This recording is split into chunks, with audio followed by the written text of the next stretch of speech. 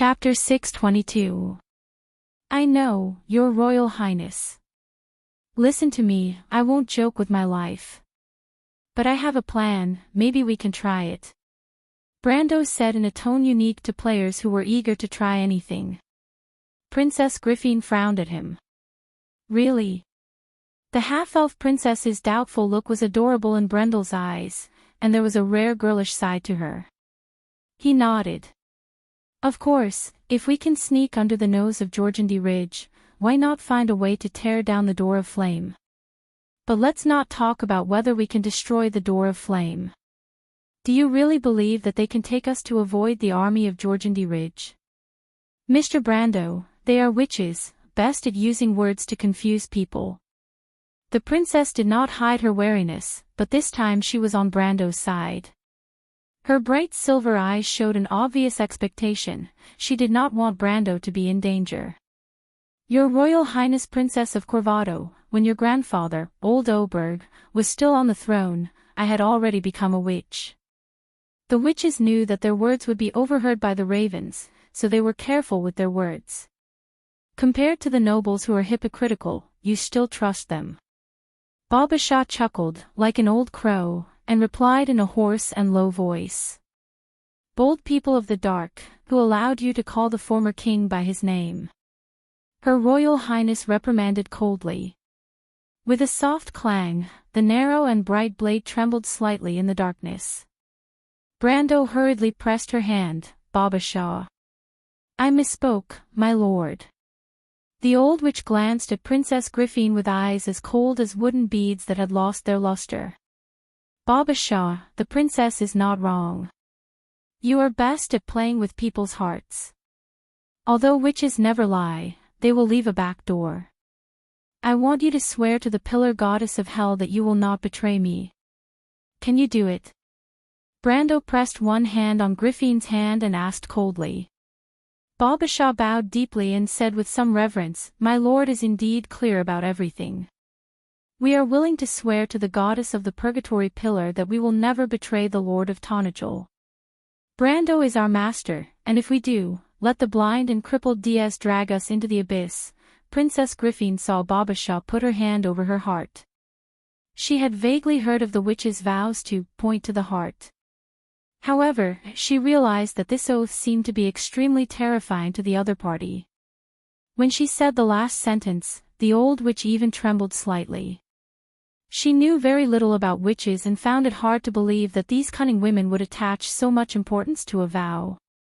For this reason, she looked at Brando in confusion. His silver eyes seemed to be seeking an answer. Don't worry, Your Highness. They won't lie to us now. Brando took the sword from her hand when she wasn't paying attention and gently put it back into the other party's scabbard. At the same time, he replied, the pillar goddess Modesty is their belief. Legend has it that Modesty was the first witch to steal black magic from the Sea of Magic. She passed on such spells to the first generation of prophets of the 12 witches, but later she was caught by the demons, nailed naked with a pillar in the hell of iron thorns, and tortured for eternity. The blind and crippled Diaz was her first student. She was addicted to darkness and became a monster. Witches who violate Modesty's oath will be dragged into eternal darkness by Diaz, who climbed out of the abyss. This is not a legend, but a real thing. Falling into complete darkness and losing the 5 senses is the most terrible punishment for witches. Since Baba Shah has made such an oath, she will never deceive us. Seeing that the princess was still puzzled, Brando added, This is the secret knowledge of the witches, and few outsiders know about it. Then how do you know? Good question. Brando didn't expect Her Highness to be able to keep her mind clear at this time. He quickly found a reason and said, Because Your Highness also knows that I have read the knowledge of the witches. They are as old as the witches. Although they are not enemies, they are at least competitors. They more or less know each other's secrets. Princess Griffin was skeptical. She looked back, so how sure is she that we won't be discovered? If it's just relying on the witch's spells, I don't think the commanders of Georgandy Ridge will not be unprepared. I have heard that there are more witches in the underground of Georgandy Ridge. So, whether as an enemy or an ally, they will not be unaware of the witch's means, right? Once again, Brando felt the calmness of the half-fairy princess. In fact, he had thought of this question, but on the one hand, Her Highness didn't even understand the common sense that there were only lords underground and no commanders. On the other hand, he had a deep understanding of Georgandy Ridge. Making a judgment based on only a little knowledge, the difference was obvious. He also looked back at Baba Shah, hoping to get an answer. His plan was still just an idea, but whether it could be implemented would require more details. No victory in war was won by slapping one's head, and he knew this very well. Compared to your muddle-headed grandfather, Her Highness is obviously much smarter. The truth is similar to what you guessed. Baba Shah mentioned Oberg the Sixth again. The half-elf girl pursed her lips to suppress her anger. The witches were so dismissive of worldly power, and in fact, this was one of the reasons why they were rejected by the world. But what puzzled her was that the old witch was so respectful to Brando, and she didn't know what kind of help Brando had given them. She listened to Baba Shah continue, but in addition to our spells, we also have some secret knowledge passed down from generation to generation. One of these secrets mentions that there is a hall under Ampier's seal that has been abandoned since ancient times. This hall is hidden between the gaps of the fjords and can lead to the hills north of the port. That's impossible, she finally couldn't help but say. It has been nearly 7 centuries since the late King Eric built the port of Ampier's seal here. For 7 centuries, in order to reassess whether the foundation of the Anderla Cathedral under the port is loose, the people of Ampier's seal have explored the surroundings of the port and the underground terrain more than once, but there have never been any rumors of ancient ruins. But Her Highness has to admit that long before the Erewhon people built the port, this place was no longer an ownerless place. Other than the Silver Elves, there have been other civilizations that have thrived here. The secret is a secret because it is not known. Baba Shah laughed. I remember now. Are you talking about the seeping ancient passage? Brando remembered that there was such an ancient ruin near Ampier's seal, but it had been weathered for too long, leaving a passage between the underground cliffs. There was a broodmother that had lived for who knows how many years, a level 57 boss. To be honest, if he could, he didn't want to provoke that thing at all. In the narrow terrain, a giant broodmother with the strength of the elemental truth, coupled with her countless descendants and omnipresent spider webs, made Brando's hair stand on end. The key was that he had never heard that the ancient passage could lead to the hills north of Ampier's seal, only that one side of the ancient passage went deep into the mountains of Erech. My lord, in fact, we don't know what the situation below the hall is like. Hearing Brando say this, Baba Shah was even more certain of his identity. Everything was as the prophecy said, the secrets of the witches were like a big open book in his eyes, which could be read at will. But since the Lord also knows about this passage, it means that it must exist. Princess Griffin also believed this time, because Brando certainly wouldn't lie to her. She turned her head. Brando, is what she said true? I've heard of such an ancient passage. Brando's forehead was sweating, and he almost accidentally exposed himself again. He couldn't help but secretly curse Baba Shah, these old witches, for using the so-called secret of the witches to trick him. But this passage really leads to the hills north of Ampier's seal. Well, the literature of the wizards didn't mention this. Brando felt that if this went on, the information on the forum would completely become the library of the wizards.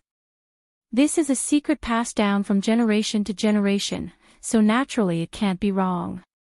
This passage connects to the mountains on one side, and leads to the hills in the north on the other. That should be right, it basically matches what I know. Brando was sure that there might be a secret passage under the ancient passage. Thinking of this, he couldn't help but be very curious. In the past, because it was close to Ampier's seal, there were a lot of players who explored this ancient passage, but no one found this other secret passage in decades. After all, it was impossible to set up a secret passage inexplicably in the game, there must be corresponding benefits in it. Thinking of this, Brando's heart burned with a raging fire of anticipation. In the Amber Sword, there were too few secrets that had not been explored and discovered in the Land of Order. He didn't expect to meet one today. He looked up. Babasha, if I remember correctly. The entrance to the underground passage should be some distance from here, right? Yes, my lord. Babasha replied respectfully, the entrance should be east of Randon's Foothill Manor. Who has a map? I do. Count Audine immediately took a wooden cylinder from his waist, opened the stopper, and took out a waterproof parchment map.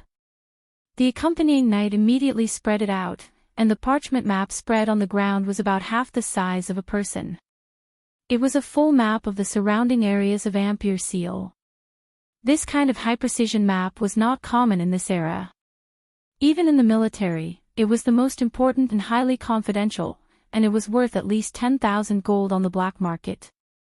Back then, the players didn't have such awesome goods in their hands. Brando didn't expect Count Audine to carry such a thing with him. He couldn't help but praise, I didn't expect Count Audine to carry such a good thing with him. You're really well prepared. Count Audine looked at Princess Griffin a little embarrassedly, it was Her Royal Highness who asked me to bring it. Brando immediately glanced at the half-elf girl beside him, but unfortunately, Her Royal Highness didn't have much expression on her face. She even frowned slightly. He couldn't help but sigh and look at the map. On the map, there is a place called Silver Point Hill east of Randon's Foothill Manor. If he remembers correctly, the secret entrance to the ancient passage should be near there. But before that, there was a problem. If I remember correctly, the secret entrance to the ancient passage should be sealed by ancient magic. Can you find a way to open that seal? Brando looked up at Babasha. Of course, it was actually the witches who sealed the ancient passage, my lord. Babasha replied with a little pride. She did have the right to be proud. The witches in Wonde had a very long history. They used to follow the Darkness Dragon and had a lot of dark secrets and history unknown to others. Opening that secret door requires a ceremony, and only 20 people can pass through at a time. But once through that passage, whether it's going north to the hills north of Ampere Seal, or south to the mountains of Erech, it's all up to my lord. In other words, we have to enter that ancient passage no matter what? Princess Griffin asked. More or less, unless we're willing to fight our way out, but I'm afraid the chances are slim, Brando said. But Princess Griffin still frowned, but they don't know the specific situation under the ancient passage. Whether there will be any danger down there is also an uncertain thing. In any case, it's better than waiting for death, Brando added, besides, I actually know what's down there, and I'm at least 80% sure. Please believe me, Your Highness. The princess glanced at him and finally nodded, well, I believe you. One more thing. At this time, Count Audine suddenly said from the side. Under everyone's gaze, he walked up and pointed to a point on the parchment map. In a short while, the map was covered with water, and said, we still have some way to go from here to there. Just now, we saw at least one army of Jorgendy Ridge entering the forest from the top of the mountain. If we go in this direction, will we run into them head-on? Brando looked at the map and frowned deeply. He knew that what Count Audine said was true. He had seen with his own eyes on the top of the mountain that there were sparks outside the port of Ampere Seal. That was probably the light of lava and torches. If they continued to move north like this, the chances of running into them were very high, not to mention the countless harpies overhead. He pursed his lips and frowned as he exchanged glances with the princess. Both of them saw the same meaning in each other's eyes. We need to ask for backup. To be continued. If you like this work, you are welcome to come to Chidian. Come to vote for me. Your support is my biggest motivation. Chapter 623. Daddy. Daddy.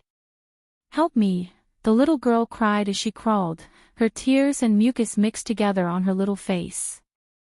Her white dress was already black and stained with black and red. The village outside Fort Bunyuo looked as if it had been smeared with blood. The streets, wells, and everywhere within sight were stained with blood. The demons from the Sulphur River strung the residents who could not escape in time on hooks, dragged them out of the houses, cruelly killed them, and then hung them on the trees in the village. The little girl screamed for her father, but her father might have already become one of these unlucky ones. However, the demons seemed to be playing with this little prey, deriving great pleasure from the little girl's uneasiness and panic. They let her struggle in a pool of blood and mud, but every time she crawled a distance, a hellhound would come up and bite her white calf, dragging her back. The little girl screamed and struggled, and the little demons not far away laughed in unison. This was like a feast for them. They pulled out a dying young girl from the pile of corpses, grabbed her long flaxen hair with their claws, and then cut open her chest with a sharp knife. They dug out her heart amidst the splattering blood, and then snatched it and swallowed it whole. When the little girl saw this scene, she was completely scared out of her wits. When the hellhound came to her side, it seemed to have lost interest and bit her. Then, it shook its huge head. The little girl's lifeless body swayed along with its huge mouth like a broken doll. But it was at this time that the hellhound creature, which was as tall as a man and looked like a giant wolf with dark fur and a huge collar, suddenly raised its head, shook its ears, and showed a vigilant look in its flaming eyes. A sharp arrow whizzed through the night sky from afar, parting the fierce wind and heavy rain. The arrow hit its smoky nostril, and the creature with the stench of sulfur instantly let out a miserable cry, its entire body flipping backward. A female knight rushed out of the rain, the sword in her hand like a sharp thorn with a cold light. Her eyes were full of hatred, and she lifted the hellhound's chin high with one hand. Flames burned from under the hellhound's fur, burning her fingers, but she gritted her teeth and pushed the sword upward. The sword went straight into the hilt. Die, demon! Go back to hell! The hellhound let out a mournful wail. Hot and stinking blood spurted out from the wound on its throat, splashing onto Freya's face. Then, more night rushed out of the rain. Bess held a longbow and shot one imp with each arrow, killing them in the distance. These red-skinned malevolent spirits were only at the upper level of iron rank. They were not even as strong as the hellhound that Freya had killed. The knight passed by Freya and shouted the name of the knight. However, Freya seemed to have lost all the strength in her body as she heavily piled up the hellhound's corpse on the ground. Then, she bent down and carefully picked up the little girl. The little girl was badly mutilated from her neck to her chest. Her eyes were half closed, and her mouth was opening and closing, spitting out blood and pieces of internal organs. She tried to make a sound with great difficulty. "Sister, it hurts." Freya bit her lower lip, and tears flowed out uncontrollably. The scene in front of her was familiar. It had played out in Buchi, in Erewhon, and many other places. She had experienced the same pain. The flames of war burned the earth, but the ones suffering in the flames were not the nobles of the kingdom, but the people. In the past year, the kingdom seemed to have returned to peace, but the same pain repeated again and again. This time, it was the people of Cruz and the nobles of the north who brought this disaster. Who would be next? Erewhon was powerless to change, just like she was powerless to save the little girl in her arms. Freya felt that she could only watch her sister die weakly. The little girl finally lost her warmth in her arms. "Brando, what should I do?" Freya gently put her down and could not help but mutter to herself. She turned around and saw that Bess had come behind the knight and gently patted her back. "Freya, this is war. You have to learn to get used to it." She sighed and replied. "But when will Erewhon end the war?" "When it is stronger, so strong that no one can control our fate." "One day," Bess replied firmly, "Her Royal Highness will do it and no longer rely on the rotten nobles of the north." Really? Freya could not help but think of what Brando had told her. But wasn't the king's party also a part of the nobles? Could those nobles really understand this pain? The more she knew, the darker and deeper history seemed in her eyes. It was like a giant mouth that wanted to swallow her whole. But then she thought of the pair of determined eyes and the sea of fire in Butchie. Why was Brando always so confident? The fog that made everyone feel uneasy didn't seem to exist in front of him. Had he already seen the other end of history, the inevitable ending? The girl was in a daze. Bunyuo's position was like the bottom of a scorched pot. Some sticks were erected far and near on the scorched earth, and some still retained a few broken flags. Scorching hot fragments of armor were scattered all over the ground. Broken human bodies, hands, feet, and other body parts were everywhere. The Devil's offensive finally came to an end, but it brought an unparalleled shock to people's hearts. The defeated soldiers retreated one after another, and finally rebuilt a line of defense after retreating nearly 4 or 5 miles. The genius of the Hong Kong people, Viscount von Downing, looked at the big pits in the distance and gnashed his teeth in hatred. When the big men of the Northern Coalition army cried and asked to retreat, he should have killed them all. They were a bunch of cowards. He was lucky to survive the battle in Mar Highland.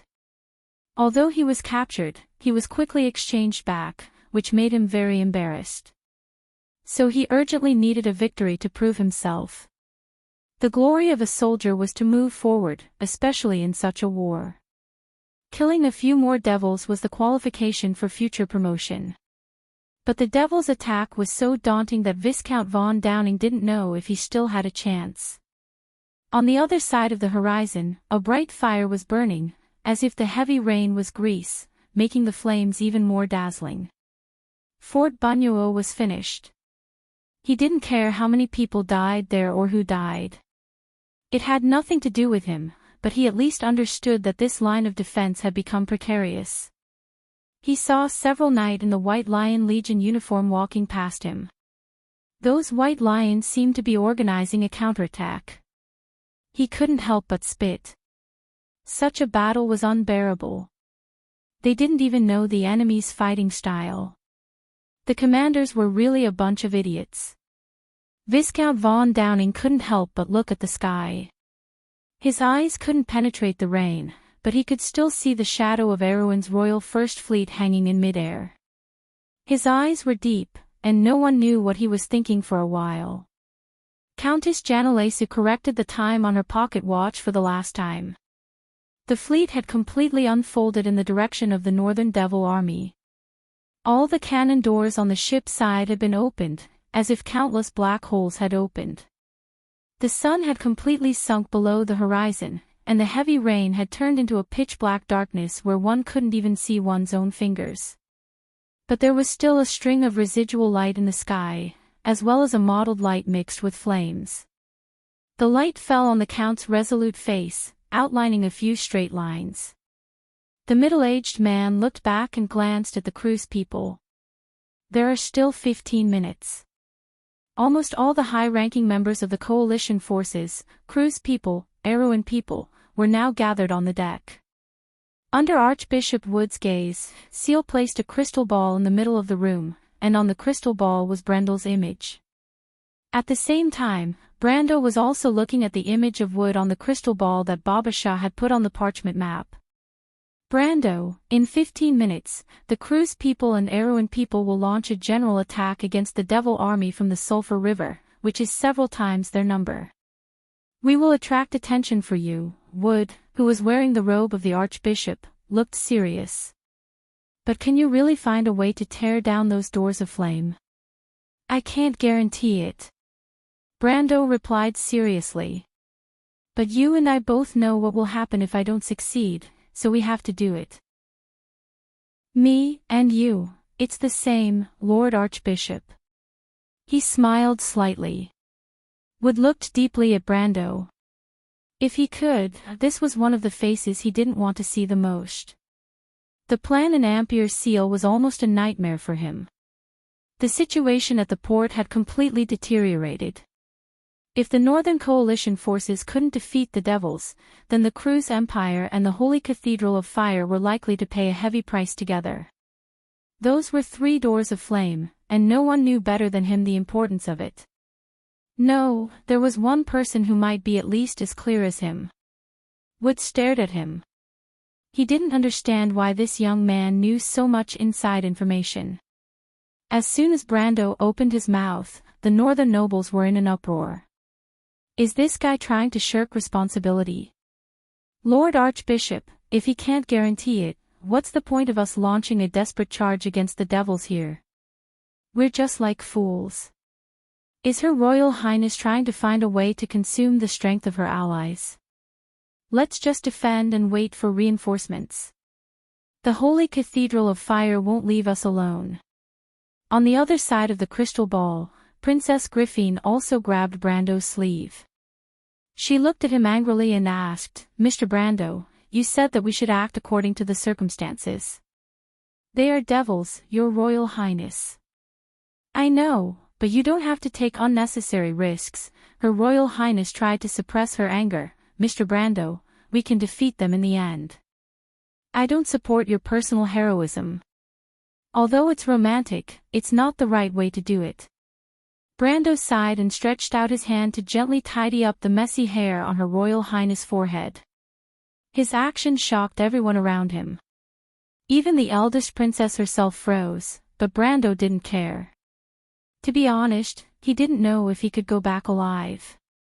As early as the moment he made the decision, he knew what kind of battle he would face next.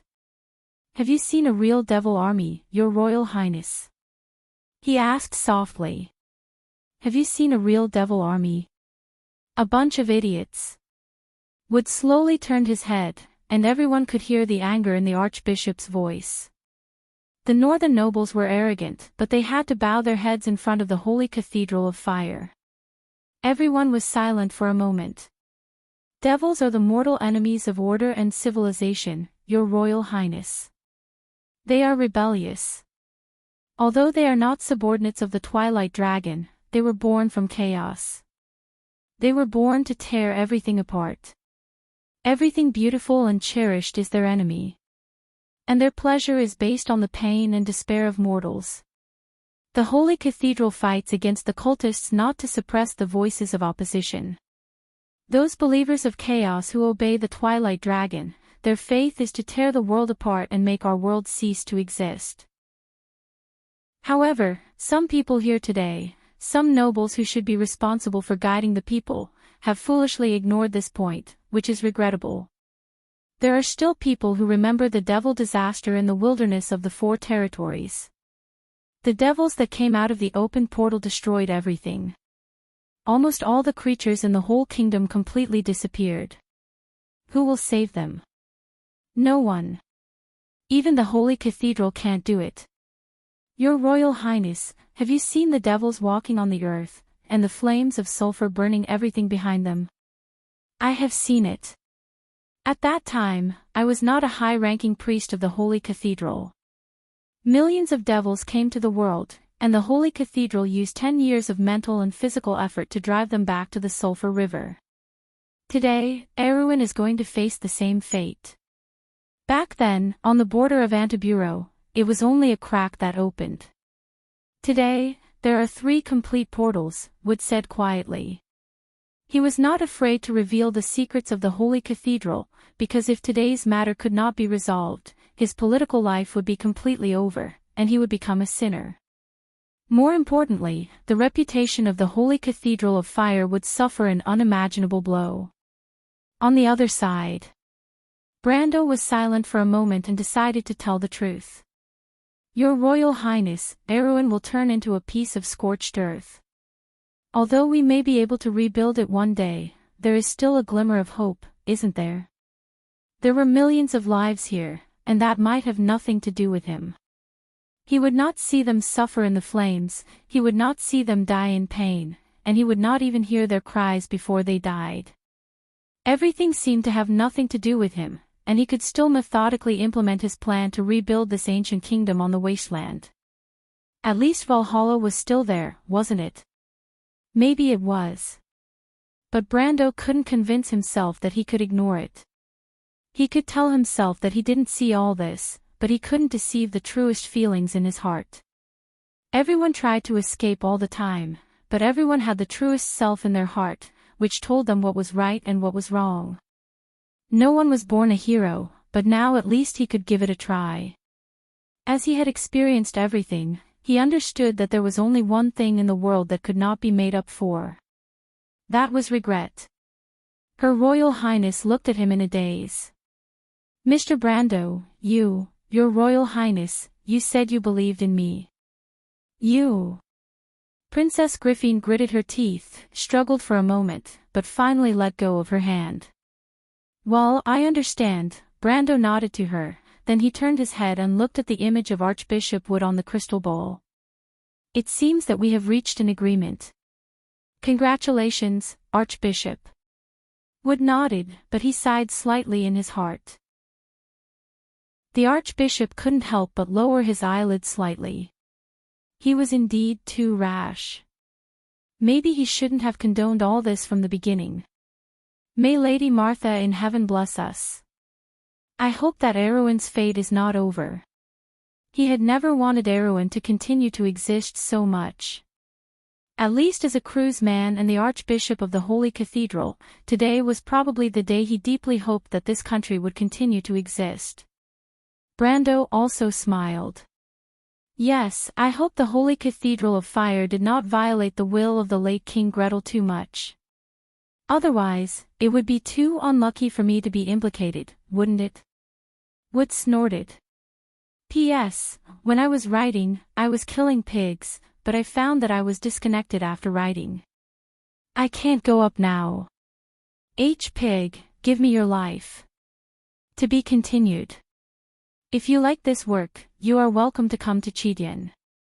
Calm to vote for me. Your support is my greatest motivation. Chapter 624. The demons seemed to have discovered the actions of the humans in advance, and countless harpies flew into the sky in the starless night.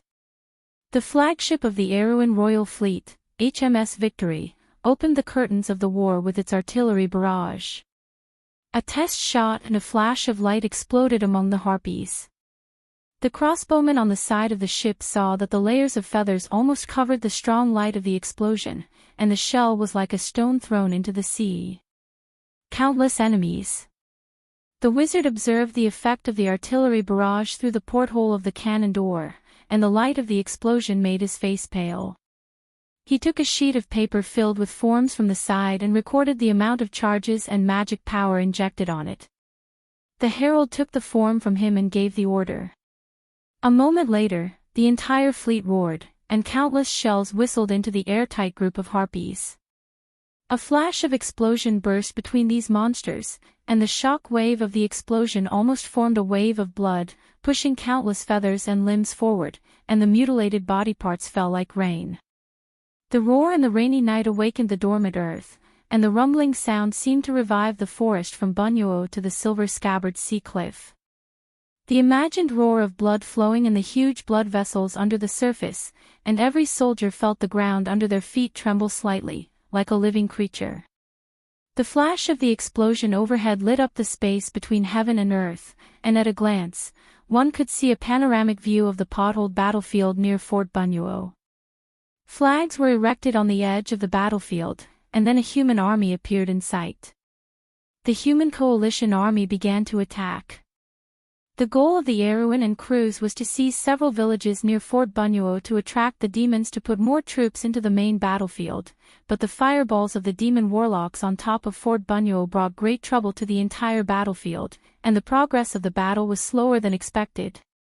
Freya and her sergeants and the Lantern Island Knight were moving briskly along a forest in the middle of the battlefield, and they soon arrived near Fort Bunyuo. Their goal was to seize the castle. After observing the terrain, Freya immediately ordered the attack. Hundreds of Anthony Knight immediately attacked a gap in the castle wall that had collapsed. The imps in the gap were no match for them. These skinny inferior demons were known for their cowardice in the Sulphur River. They had neither magic nor combat skills. The superior demons did not even acknowledge them as demons. They only treated them as food or even currency that could be exchanged. After a few of their companions were killed, these seemingly cruel and terrifying monsters revealed their true nature and dispersed. The knights soon arrived at the top of the city wall. The girl from the countryside of Butchie took the lead and was delighted to see the rapid progress of her side's offensive. At this rate, it would take less than a quarter of an hour to capture Fort Bunuo. But at this moment, a demon warlock appeared at the top of the gap. Unlike human wizards who wore long robes, these demon warlocks had bulging muscles and huge horns on their heads. Like the lower demons, they did not have any decorations on their bodies. They held a burning fireball in their hands and threw it down. It exploded among the knight who rushed to the front. The shockwave from the explosion caused the Lantern Island's knights to stagger. A flying pebble even scratched Freya's face, causing the girl's face to be immediately covered in blood. But she ignored the burning pain and immediately shouted, "Everyone, follow me and rush up in one go. Don't give it a chance to cast another spell." With that, she took the lead and climbed the gravel to rush up to the gap. Two imps summoned by the demon warlock rushed at her, one on the left and one on the right, but Freya raised her shield to block them, then threw them back and threw them off the city wall. Her heroic act greatly boosted the morale of the Lantern Island Knight. The knights shouted the name of the knight and rushed to the city wall. However, Freya also attracted the attention of the demon warlocks. Soon, more imps surrounded her, forcing her to slow down. The surrounding knight quickly passed her and rushed to the city wall. However, another huge figure appeared on the city wall. It was a Tauren. The monster from Georgandy Ridge appeared without warning. It was obvious that it had been lying in ambush behind the city wall since the beginning, waiting for the human knight to walk into the trap. The monster was at least as tall as 3 men, and it held a giant axe that was bigger than itself. It stood there like a huge windmill, and it also swept the giant axe in its hand forward like the blades of a windmill. The Lantern Island Knights who were charging at the front let out a scream and were cut in half at the waist. The Minotaur roared angrily and rushed down along the collapsed city wall, sweeping all the humans and demons in front of him out of the city. The human knight was no match for it at all. The monster soon came in front of Freya, raised its axe and swept it violently. "Be careful, Freya." Freya even heard the warning from Bess behind her. At that moment, she was very nervous. She had never seen such a huge monster, except for the terrible wind elemental in the Mar Highlands. However, the feeling of seeing it from afar was different from fighting it up close. The huge black axe brought great psychological pressure to her. If it hit, she would be dead. No, she must not die here. Brando was still in front. She had to help him take this place. Only then would the demons shift their attention to the main battlefield. Everything she learned in the Royal Knight Academy seemed to be clear at once. At the last moment, her heart was calm, as if there was some special power flowing in her body. This feeling was exactly the same as the moment she got the Lionheart sword. The Tauren's giant axe arrived in an instant. Freya lowered her head and dodged the attack. At the same time, she jumped forward and subconsciously grabbed the place where the handle and the face of the axe were connected. The Tauren didn't have time to see it clearly and swung the axe to the highest point. Freya let go of her hand and jumped up to land on its huge axe face. The axe face was almost a meter wide, enough for her to stand on. Then she jumped again and landed steadily on the back of the Tauren's neck. This series of actions was completed in an instant, and no one had time to react. But the Tauren finally realized that the prey in front of it had somehow gotten on its back. It let out an angry moo and reached out to grab Freya on its back. But Freya dodged to the side and dodged the monster's straw-matted hand. At the same time, she gritted her teeth and raised the Lionheart sword high.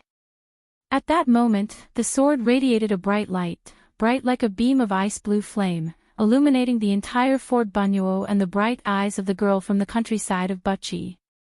It was like a reenactment of the scene from that day. A pair of silver wings of light stretched out from behind Freya, and the Valkyrie's battle marks reappeared. The female knight clamped the Tauren's neck with her legs, clenched the sword with both hands, and plunged it down the monster's spine. With a whoosh, the flashing Lionheart's sword penetrated the Tauren's neck like cutting tofu. The Tauren suddenly let out a whine. It seemed to have gone mad as it dropped its giant axe and slapped its neck with its hand. This time, Freya couldn't avoid it. She heard a crack behind her, and a sharp pain came. Her internal organs were almost displaced. The girl's vision turned black, and her body fell back subconsciously, but her hand was still holding the hilt of the Lionheart sword. She took the opportunity to pull the sword out, and the black blood on the Tauren's body suddenly gushed out. Freya coughed up a mouthful of blood, raised the sword again, and plunged it into the back of the Tauren's head. This time, the monster finally couldn't withstand such a heavy injury and fell forward, crashing into the collapsed city wall with a loud crash. Everyone was shocked. Freya. Bess, who went with Freya, ran towards the Tauren's corpse like a madwoman. The cadets of the Royal Knight Academy were originally comrades, and Freya was one of the few females in the academy, so their relationship was even better. But at this time, the girl from Buchi's countryside was dizzy, but there was only one thing in her mind. She couldn't stop. She had already learned everything from the county. Brando was still in front of her, and she knew what he wanted to do. She also knew what she wanted to do. Freya could no longer be the useless Buchi's militia captain. She wanted to change Buchi, and change everyone's fate. Brando could help her. But she was no longer the ignorant girl from the countryside. She had learned a lot. She even vaguely felt that she might have seen what Brando saw, and that was what the princess was pursuing. It wasn't just an ideal, it was a beautiful vision. When would Erwin be able to escape his fate? Bess said that the tragedy of Buchi would not repeat itself until the kingdom became stronger. But Brando told her that it wasn't just a noble's task. The princess told her that everyone had to use their own sword to defend their dignity. Freya. Bess came to the girl's side and helped her up. The knights of Lantern Island couldn't help but cheer when they saw the female knight covered in blood. Freya gritted her teeth and raised the Lionheart sword in her hand. The bright blade of the sword was more like a flag, and this flag was reflected in everyone's eyes. It was the Lionheart sword, a flag of victory, as if it symbolized Erwin's uprightness and unyielding spirit. Freya. Freya. Freya. Everyone's blood was boiling, and the knights shouted the name of their temporary commander and launched an attack on the city wall. There were no more minotaurs on the city wall. Even the army of demons could not use such high-level creatures as consumables. After all, this was no longer the battlefield of the War of the Holy Saints thousands of years ago. Freya watched the black and red torrents pour into Fort Bunyuo, but her heart was calm. Bess, help me up. What, you're hurt like this? The short-haired girl complained, I promised the commander to take good care of you, and now I can't keep my precious magic longbow. Freya couldn't help but cough and laugh. She knew that Brando would never argue with her for this reason. She felt that she was in terrible pain, but she had never been so relaxed for a moment. Something in her heart had left her, but it had doubled in maturity. I seem to have suddenly understood something, Bess. What do you understand? In another time and space, Erwin's future Valkyrie smiled. At that moment, she finally understood that those words were not meant for her, but for Brando to answer his own question. War will happen, and we can only choose to accept it. We were born in a very bad era, and we can't choose our era. But we can try to change it. Maybe it won't change anything, but at least we have fought together with many people to achieve it. Such memories are precious. Do you know the word companion? No matter how far you go, there will be many people with you. You will never be alone. Everyone will move forward with Erwin. Forever. The situation on the battlefield changed, and the demons finally began to notice that the humans' frontal offensive was more ferocious than they expected. Although losing Fort Bunyuo was not a big deal, it at least showed that the weak opponent on the opposite side still had the strength to fight back. They began to throw the army behind Georgandy Ridge into the frontal battlefield, trying to crush the last hope of these poor creatures in one fell swoop.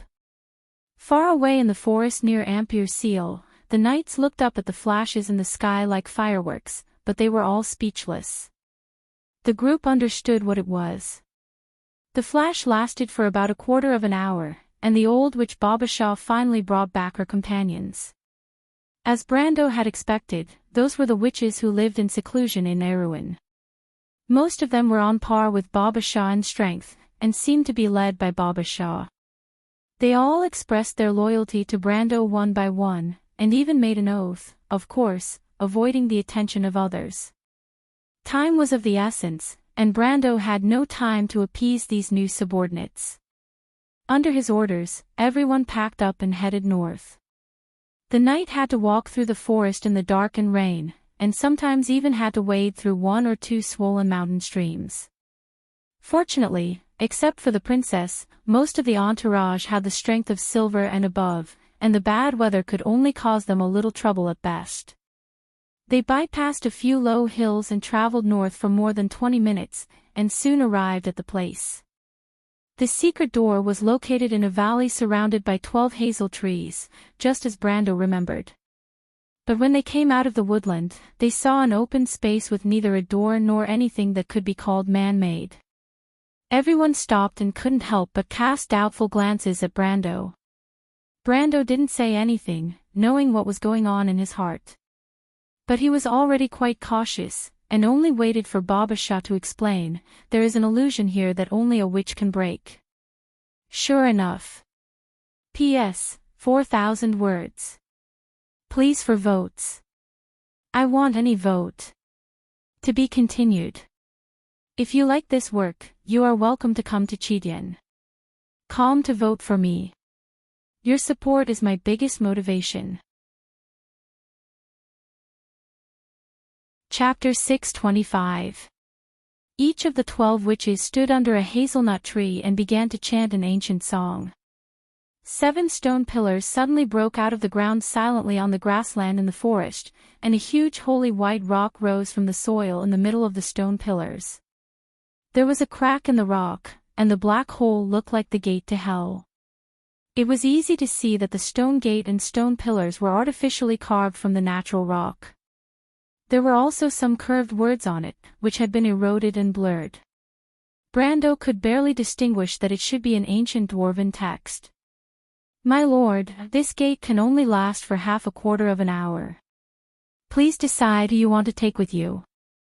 As soon as the white rock appeared, Babasha immediately said in a hoarse voice. Brando had already decided on the candidates in his heart. Babasha, you choose 5 reliable men to go in with me first. Count Audine, you lead the night and later. The rest of you, protect Her Royal Highness. I want you to swear to the goddess of the pillars of purgatory. Please rest assured, Mr. Brando. Count Audine replied with a knight's salute. His relationship with Brando seemed to have naturally become one of superior and subordinate, but the Count was not narrow-minded. He understood that Brando was far more qualified to give orders here than he was, so he did not feel anything wrong. The witches respectfully did as they were told, and Count Audine sighed again. Although the witches occasionally made some transactions with secular power, they would never behave so respectfully. He did not really believe the old witch's statement that Brando had helped them, but he suspected Brando's other experience. He already knew that Brando was the descendant of Sword Saint Darius, and also knew that Brando had once studied under a very powerful, hermit wizard. Count Audine suspected that it was Tolman, so he subconsciously attributed the relationship between the witches and Brando to the fact that they might have been indebted to the master of the Mithril Castle. Mr. Brando, the half-elf girl had just opened her mouth when she was interrupted by Brando. Your Highness, please stay here and let me feel at ease. Because whether it's you or me, Erwin needs someone to know how it should proceed in the future. I may be a little arrogant to say this, but I don't want my efforts to be in vain. Princess Griffin looked at him carefully. Then I order you to come back. Can you do that? Brando did not answer. How was he supposed to answer? He wasn't sure either. Perhaps the people from Georgandy Ridge were just a bunch of brainless cavemen. They never thought that there would be a secret passage to the hills north of Ampere Seal. Therefore, they came out in full force, or only left a reserve team behind, allowing him to easily tear down the door of flame. Of course, he hoped so too. However, he knew in his heart that it was more likely to be the opposite. The demons were heavily guarding the portal, and they only had a slim chance of success. He did not know what he was about to face. Even when he had fought his way out of the encirclement in Butchie, he had not felt so uncertain. History had completely changed, and for the first time, he could not see the inevitable result behind the fog. However, there was surprisingly no fear in his heart. His mind was clear, and he knew exactly what he was going to do. Then it's a promise, Brando smiled. If I'm unlucky and die, I'll let Count Audine send my body back. This joke was not very clever. The princess frowned and looked at him. She only said 2 words, live. I'll do my best. No one wants to die, Your Highness. Princess Griffin just looked at him quietly, which made Brando feel very strange. He thought that this ambiguous answer would be reprimanded, but in any case, he had already made a decision. Baba Shah had already chosen the candidates, and she brought the 5 witches to meet him. One of the 5 witches was said to be Babash's niece. She was a thin middle-aged woman in her 60s, and the other 3 were also close to Baba Shah. The last one surprised Brando slightly. It was a little girl holding a honey jar. She was less than half his height, with faint freckles on the tip of her nose, and a pair of amber eyes looking at him curiously. Baba Shah introduced her as her adopted daughter. Although she was only 14 years old, she already had the strength of a silver rank. Brando asked her what her name was, and the little girl replied crisply, Sugar Jar. Good name. Brando could not help but look at the honey jar she was holding, thinking that this little girl must like to eat sugar. He just did not know if the witches would have tooth decay. Perhaps they would not. After saying goodbye to the princess, he took the witches into the cave, and the 12 night followed. In the crevice of the rock was a narrow space, only about 3 people could walk side by side. There were obvious traces of artificial steps on the ground. At this time, someone behind them lit a torch with a flint, and the smell of pine nut oil suddenly filled the cave, but everyone could see the surrounding environment. The rocks on both sides were like knives, and in the middle, there was a staircase cut from between the rocks leading straight to the ground.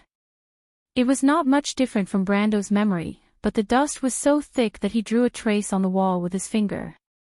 Brando thought that the first player who discovered this place must have felt the same way. But then there was a sudden exclamation behind him.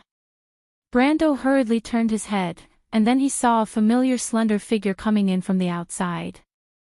The crack in the rock closed behind her, naturally merging into the surrounding rock walls without leaving a trace. It was Princess Griffin. Your Royal Highness, you. Brando almost blacked out. He finally understood what the princess's last quiet glance meant. It turned out that she wanted him to relax his vigilance, and the tragedy was that he really walked into the trap. Mr. Brando, you are not very smart. Well, I admit that I am a fool. But I will order Baba Shah to take you out of another secret passage, Your Royal Highness, you can't stop me. Brando replied snappily. Unless you kill me, Princess Griffin replied coldly. Otherwise, no one can take me away. You can try, Mr. Brando. I dare to use my actions to practice my every word. Your Royal Highness. Don't be so. Brando wanted to say stubborn, but he suddenly remembered that the princess was famous for her stubbornness in history. She might really do what she said. He suddenly felt a headache coming on. He suddenly missed the obedient Amandina, or at least Scarlet and Metasha were much less worrisome than the princess. Mr. Brando, I said that you are not smart, not because I lied to you. The princess saw the hesitation on his face, and her tone softened a little. Have you ever thought that if you fail, there will still be Erwin? The devil will destroy all of this, didn't you already tell me? I want to be with you and watch you save this ancient kingdom with your own hands. If you fail, the princess looked at him quietly, I will be buried with you for this kingdom. I will at least bury our ideals under the dust with my own hands. I want to die by my knight's side. Brando felt his heart skip a beat. He didn't know if the princess meant to say that, but when he saw the serious look in the half-elf girl's eyes, he suddenly felt that he had been seen through by her. But he had to admit that he did not think of this. If he failed, Erwin would be destroyed by the devil's invasion. After losing him in Valhalla, whether the people of Erwin could rebuild a kingdom from the ruins, whether the rebuilt kingdom would bear the same beliefs, everything was still unknown. Whether or not Erwin's people would be able to survive the calamity was still a question. After losing the familiar name of the land, would this kingdom still be the Erwin he was familiar with? Not necessarily. Her Royal Highness saw far more clearly than he did, perhaps this was the difference between him and her. After all, she was a native of this kingdom, and no matter how much he understood the history of this ancient kingdom, he only carried half of Brando's feelings. He sighed. Your Royal Highness, you and I, since you admit that I am your knight, then I have to take the responsibility of protecting you. In the future, you must not be so stubborn. He said, half complaining and half warning. Princess Griffin's eyes softened a little. Babasha, you lead the way. Brando said unhappily. Yes, my lord. Babasha glanced at the princess, smiled mysteriously, and walked forward with the torch. The light of the torch extended down the tunnel, and the air quickly left the humid atmosphere outside and became dry. The pine resin torch occasionally burst out one or two sparks, landing on Babasha's witch hat. Other than that, it was difficult to hear any other sound in this quiet underground. Of course, the rustling footsteps of the group was an exception. Brando felt that Her Royal Highness beside him was a little nervous, which was not surprising. Although she was born with all kinds of aristocratic education that made her have to remain calm and collected at all times, she was still a noble girl born in the royal family. In her life, she had probably never had the experience of exploring the wild, let alone exploring the underground of an ancient castle. Anyone would inevitably have some strange hallucinations in their mind, and the princess was no exception. Mr. Brando, who built these tunnels? Seeing the mysterious tunnel under Ampere's seal with her own eyes, Princess Griffin was still curious. As if to get rid of the faint uneasiness, she asked in a low voice. It should be the dwarves, but I don't know which one. Brando replied casually. It should be the ruined dwarves, my lord. The old witch Babasha replied from the front. So that's it. Brando didn't expect this to be another ruin of the ruined dwarves. However, there was almost no detail in the amber sword about the background of the tunnel here, and it seemed that the core key was still in the secret tunnel that the players had not discovered. After a short conversation, the surroundings quickly fell into silence again. The tunnel began to narrow, allowing only two people to walk side by side. Brando and Her Royal Highness had to get closer. The knight also noticed that the underground stairs had begun to seep, and the traces of artificial carvings had become very blurry from here on out. The surrounding stone walls were washed back to their original state by the underground water seeping down from above. After walking like this for about a quarter of an hour, the artificial tunnel completely disappeared, and a cliff appeared in front of them. A slanted crack cut off the tunnel, and when they raised the torch, they could see a natural stone wall that was as smooth as a mirror right in front of them. Brando motioned for Babasha to extinguish the torch, and then he took out a crystal for illumination. This crystal was basically the kind of cheap stuff that could be found everywhere, and the light it emitted was very dim. But it wasn't that Brando didn't have a better choice, but it was deliberate. He hadn't forgotten that below the cliff was the nest of the spider mother, and using a thermal light source would be like walking into a trap. After changing the light source, Brando blessed everyone with the Wings of the Wind spell. He was just a level 20 elementalist, and his Wings of the Wind was not enough to let people fly, but it was enough to use as a slow fall spell. The group slowly descended from the cliff, and it took a few minutes to reach the bottom. Below the cliff was a completely different scenery, and the knights soon discovered that there was an underground river below. The cobblestone beach on both sides of the river was covered with layers upon layers of white spider webs. Countless spider eggs could be seen clearly under the webs. One could even see fist-sized spiders crawling around in between the spider webs. Brendel subconsciously looked up and saw that the slanted cliff was covered with dense black meatball-like spiders. They were stacked layer upon layer, and the sight of them made his scalp tingle. He couldn't help but secretly curse. This was exactly the same as in the game. When they came here for an adventure, he subconsciously glanced above his head, and as a result, he was so scared that he screamed. At that time, the spider mother was lured out, and the result was that they were wiped out. He was once severely punished by his senior sister for this, and now he still blushed when he thought about it. But this was really too disgusting, a layer of dense floating worm wall above your head, and it felt like they would fall on your head at any time. Even if he was mentally prepared, he still felt a chill down his spine. Everyone listen, don't look above your head. Withdrawing his gaze, he immediately reminded them. The knight did as he said, but Princess Griffin was very sharp, and seemed to have guessed that there might be something above their heads. Brando felt that her face was a little pale, and several times she touched his hand with her hand, but immediately put it back. He didn't think that the princess would be so afraid of spiders. If he had known, maybe he would have let her look above her head, and maybe Princess Griffin would be so scared that she would hug him. Brando couldn't help but have such a wicked thought, but of course, it was just a thought. Mr. Brando, these spiders must have some origin. Princess Griffin asked with a pale face. She knew that it was impossible for so many spiders to inexplicably gather together, and the only possibility was that there was a monster's nest here. Brando nodded. It is said that the owner here is a spider mother called Anerons. That monster had the terrifying strength of elemental activation and even elemental enlightenment as early as 100 or 200 years ago. Legend has it that its elemental element is web, and a web means both binding and connecting. It can control every thread here. Right, don't touch those webs, not even a thread.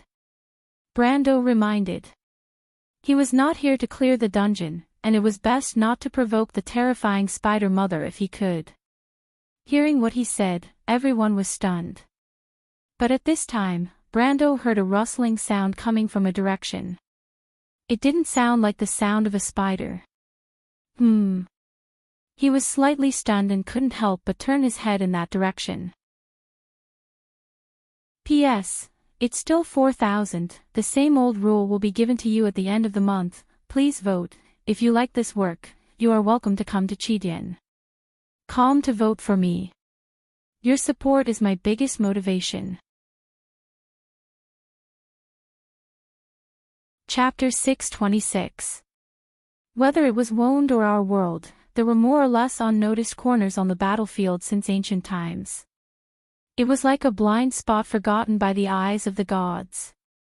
No matter how fierce the battle there was, or what strange things happened, it was like a vacuum in the thinking range of the commanders on both sides of the war, and no one would take a second look at it. At the Half-a-Mealy fortress at the east gate of Ampere Seal, this fortress was built around 1,400 years of the Age of Chaos. It was an elf-style fortress, but since its birth, it seemed to have been blessed or cursed. Every war left it far behind. When Eric faced the barbarians, the Lord of the Charmingen, Razor Sihad, let go of the open east 4 times and took a long detour to attack the south gate of Ampere Seal. Later, when fighting against Madara's first invasion in the Tide of Darkness, the Skeleton Lord once again let go of this ancient fortress. As a result, today, the princess's party and the northern nobles seem to have made an agreement that nothing would happen to Half-a-Mealy Fortress. After the demon invasion, the city was boiling, but the northeast corner was still dead silent. For a fortress built to deal with war, it was hard to say whether this was a good thing or a bad thing. But after 700 years of wind and rain, this fortress that had almost never experienced the flames of war was still a little old. Moss had also grown on the battlements, and the walls had become a kind of dark green that had a heavy sense of history in the wind and rain. The only difference between this fortress and other fortresses was that there was no trace of damage on the 300-meter-long section of the fortress, and there was no appearance of new and old parts being repaired. At this moment, there were no human soldiers in the fortress. Instead, there were hordes of harpies clamoring on the battlements or hovering in the heavy rain. However, the coast guards withdrew on their own, and Half-a-Mealy Fortress was lucky enough to miss the opportunity to fight. The harpies watched from the sky as a large pit with a diameter of hundreds of meters gradually formed below. Hundreds of cavemen were digging in this muddy pit rather than a construction site. Of course, you could say that they were struggling. Doing anything in this stormy weather was not a wise thing to do, and 2 of the worst were digging a pit and fighting a war. Although the troglodytes had built many shelves to stabilize the walls under the command of the sorcerers of Jorgendy Ridge, collapses still occurred from time to time. Fortunately, the lives of the cavemen were insignificant. Lord Stark didn't care if 1, 100, or 1,000 cavemen died. It made no difference to him. The only difference was how much gold he had to spend. The cavemen were extremely fertile underground in Jorgendy Ridge, and they could often exchange a small piece of land for an entire army. As long as he dug out that item within the time limit, he would be able to reap the rewards no matter how many losses he suffered. From time to time, there was a throbbing feeling coming from underground. Ordinary people often thought that it was a premonition before a bad omen, but wizards who were proficient in magic could tell that it was the ripples of dark magic flowing underground and eroding the lines of the world of order. Of course, for ordinary people, this was not a good thing, but for Stark, it was like a box of gold exuding a mellow smell like fine wine underground. No, not a box, but 100 boxes. According to the words of the demons from under the Sulphur River, 100 boxes of gold could not compare to the value of that thing. It was an existence that could not be measured by the foolish values of the mortal world. However, the demons abandoned the short-sightedness of mortals, and Stark also despised the values of demons. A treasure that could not be measured by gold. Wouldn't that be worthless? He shook his huge bull head and snorted at this. He, Stark, looked down on worthless things. But this time, he should have found the right place. Stark could smell the stench of the dark magic with his nose, and he couldn't help but breathe a sigh of relief. The cavemen under his command had given him a lot of trouble. In fact, until now, there had been continuous collapses under the pit. The subterranean dwellers had no choice but to transport more subterranean dwellers' corpses to prevent them from becoming part of the new landfill, just like what was happening now. Not long after, there was another commotion from below. What's wrong? Another collapse. Can't they just do their job properly?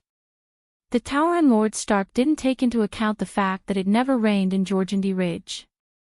He was only determined that if the cavemen gave him any more trouble, he would teach them a lesson. He would throw them into his favorite maze, the maze that Stark was most proud of. Even the smart and beautiful Medusa Lysimachia couldn't find the exit. But after coming out that time, Lysimachia immediately turned him into stone for 2 hours. She actually said that he was cheating and didn't build a door for the maze. But this was also a cunning strategy of the Taurans, wasn't it? Stark was deeply distressed that he couldn't win the favor of the beautiful lady. Why didn't anyone appreciate his wit? When he thought of Lysimachia, he couldn't help but think of that cold and beautiful face, so vivid that it seemed real. But Stark immediately realized that it was real, because he saw the beautiful Medusa coming out of the rain. So, what happened again? I heard the chaos below when I was up there. Lysimachia asked a little unhappily, did you grow such a big head to balance your body, Stark? Hearing Lysimachia's words, the Tauren Lord Stark showed a simple and honest smile. This expression, which could basically be described as a smirk, completely destroyed his fierce expression. Can you imagine a cow smirking like that? This was the face that Lady Medusa saw. She frowned. She could probably guess that this big fool wouldn't say anything even if she asked, so she simply pushed him aside with her hand and looked at the bottom of the pit herself. She immediately saw what seemed to be happening at the bottom of the pit. She saw a large group of cavemen screaming and scrambling up the slope at the bottom of the pit like rats in a pot. It felt like there was a cat at the bottom of the pot in addition to the rats. What are you doing? Lysimachia was almost mad with anger. If she didn't still have a trace of reason left, she would have turned back and glared fiercely at that bastard Stark, turning him into a stone statue forever. That stone statue must be as mighty as the legendary Tauren Lord Minotaurs, and no one would know how stupid this guy was from then on. That was the most important thing. But unfortunately, the caveman couldn't answer her. What are you doing? When we heard this shrill cry that was not one bit inferior to a siren's piercing scream piercing through the curtain of rain, our merchant lady turned into a black cat with the help of the white mist. A cloud of dense black smoke rose up, and a kitten with shiny black fur and golden pupils walked out of the smoke with small cat-like steps. She seemed to be very curious about this form, but for a witch, turning into a magic animal was actually a professional spell. The white mist didn't tell her. She would soon get used to it all. The white mist watched the Roman curiously licking his left paw, then looking at his right paw, stretching out his paw to scratch his ear, and then wagging his tail. She couldn't stand it anymore, so she turned into a circle of white mist and surrounded her. Her left paw turned into a white butterfly knot and tied it behind the merchant lady's neck. Let's go, it seems to be very chaotic down there. Now is a good time, the white mist said in her usual feeble tone. The Roman then walked out of the grass and quietly came to the edge of the pit. The bottom of the pit was a mess, and it was unknown whether there had been a larger collapse or something, but the cavemen were screaming and fleeing upward. There was no brotherhood between these creatures from the underground of Georgandy Ridge. They fought each other just to be one step ahead. If possible, they could leave their companions behind. In her fury, Lysimachia turned several cavemen who rushed up to the pit into stone, but she didn't get any answers. At this time, naturally, no one paid attention to the movement at the edge of the pit, or rather, no one saw a cat at the edge of the pit. Of course, in fact, only Stark and Lysimachia had eyes that could see. The Roman stepped lightly on the scaffolding and jumped all the way to the bottom of the pit, like a real kitten. The white mist sighed and felt that the merchant lady might as well have been a cat. But she suddenly felt that compared to the Roman's curiosity, perhaps a cat with 9 lives was her true home. If there was reincarnation in the world of Woned, the white mist might think that the Roman had reincarnated in the wrong body. But while she was distracted, the merchant lady had already dodged left and right, avoiding several groups of cavemen. She dexterously landed on a reinforced board and stared at the bottom of the pit with her golden eyes wide open. White mist, look, what is that? White mist looked down and immediately saw a dozen strange creatures chasing the cavemen in front of them. The reason why she said they were strange creatures was that they looked a little like spiders, but in her extensive knowledge, there was absolutely no spider wrapped in sharp crystals. If she hadn't seen the exposed limbs, she would have thought that it was a few huge crystals chasing and hunting below. Ah, it's a crystal cluster, she cried out. A crystal cluster, what is that? The Roman asked curiously. At this time, a few crystal clusters were close to the surface. They were very fierce and bloodthirsty. Many subterranean dwellers died under their claws and fangs. But what was creepy was that they didn't kill the subterranean dwellers for the sake of hunting. They simply killed the subterranean dwellers and tossed their corpses aside as if they had undergone professional training or had experienced it thousands of times. On the ground, Medusa Lysimachia finally noticed these uninvited guests. "Are they guards?" She muttered and threw away the lucky caveman in her hand, throwing it into the pit. She took a short bow from her waist and aimed at the crystal clusters. One arrow at a time, she shot the first two back. The few crystal clusters displayed a very powerful combat strength, which was about the level of beginner gold. The cavemen were no match for them at all. Lysimachia tested them and realized that she had encountered a difficult opponent. A crystal cluster is a crystal cluster. Let's go down and take a look.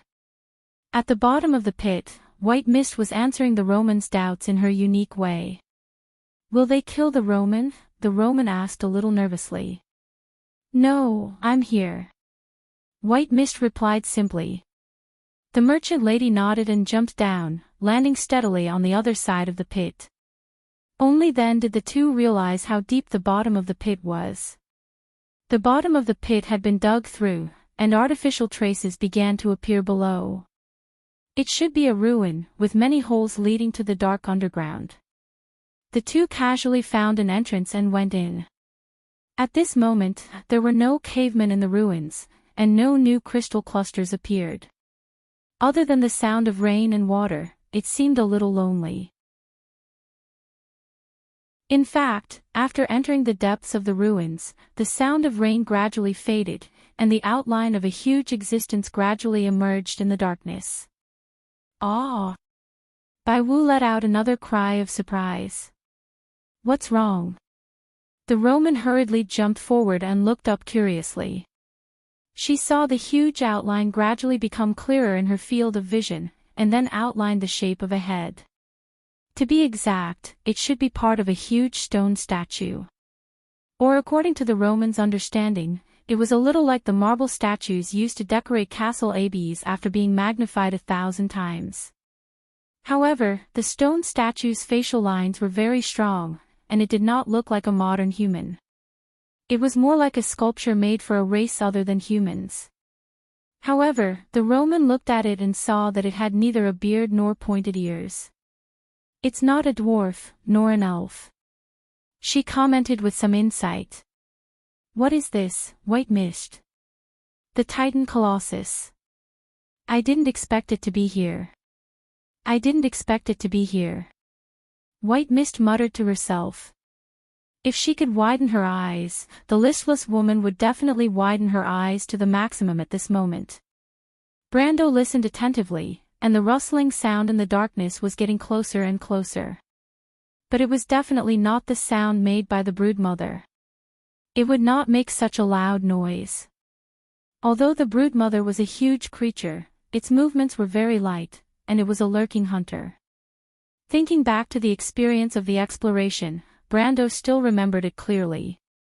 Everyone stopped. The knight all put their hands on their swords, but they did not draw their swords. This was also a skill they learned from Brando. Sometimes, drawing the sword first did not give them the upper hand, but instead exposed their position to the opponent, especially when facing an unknown enemy. Brando was very satisfied with the others' actions. He was the first to see the uninvited guests that suddenly appeared. The first thing that appeared in the darkness was a floating glimmer, as if it was refracting the dim light of the illuminating crystal in his hand. Then he saw what it was, a creature made of crystal, and from the shape, it should be a spider. But they were no longer spiders. Crystal cluster. Brando was slightly startled. How could there be such a thing here? This instant should not have such a monster, not to mention that there was a reason for any kind of monster to appear in a certain place. Just like the group of wind elementals under the Mar Highlands, they would never drop by for no reason. Crystal cluster monsters were very special. Brando had only seen them in a few places, and each time there were not many of them. Many thoughts flashed through his mind in an instant. But his reaction was very fast. He lowered his center of gravity, and the Halran Gaia was already in his hand. Prepare for battle. Her Royal Highness shouted in a low voice behind him. The knight drew their swords in unison. P.S. Crying and angrily begging for votes. All kinds of votes. Wait, forget about the subpoena. If you like this work, you are welcome to come to Chidian. Come to vote for me. Your support is my biggest motivation. Chapter 627.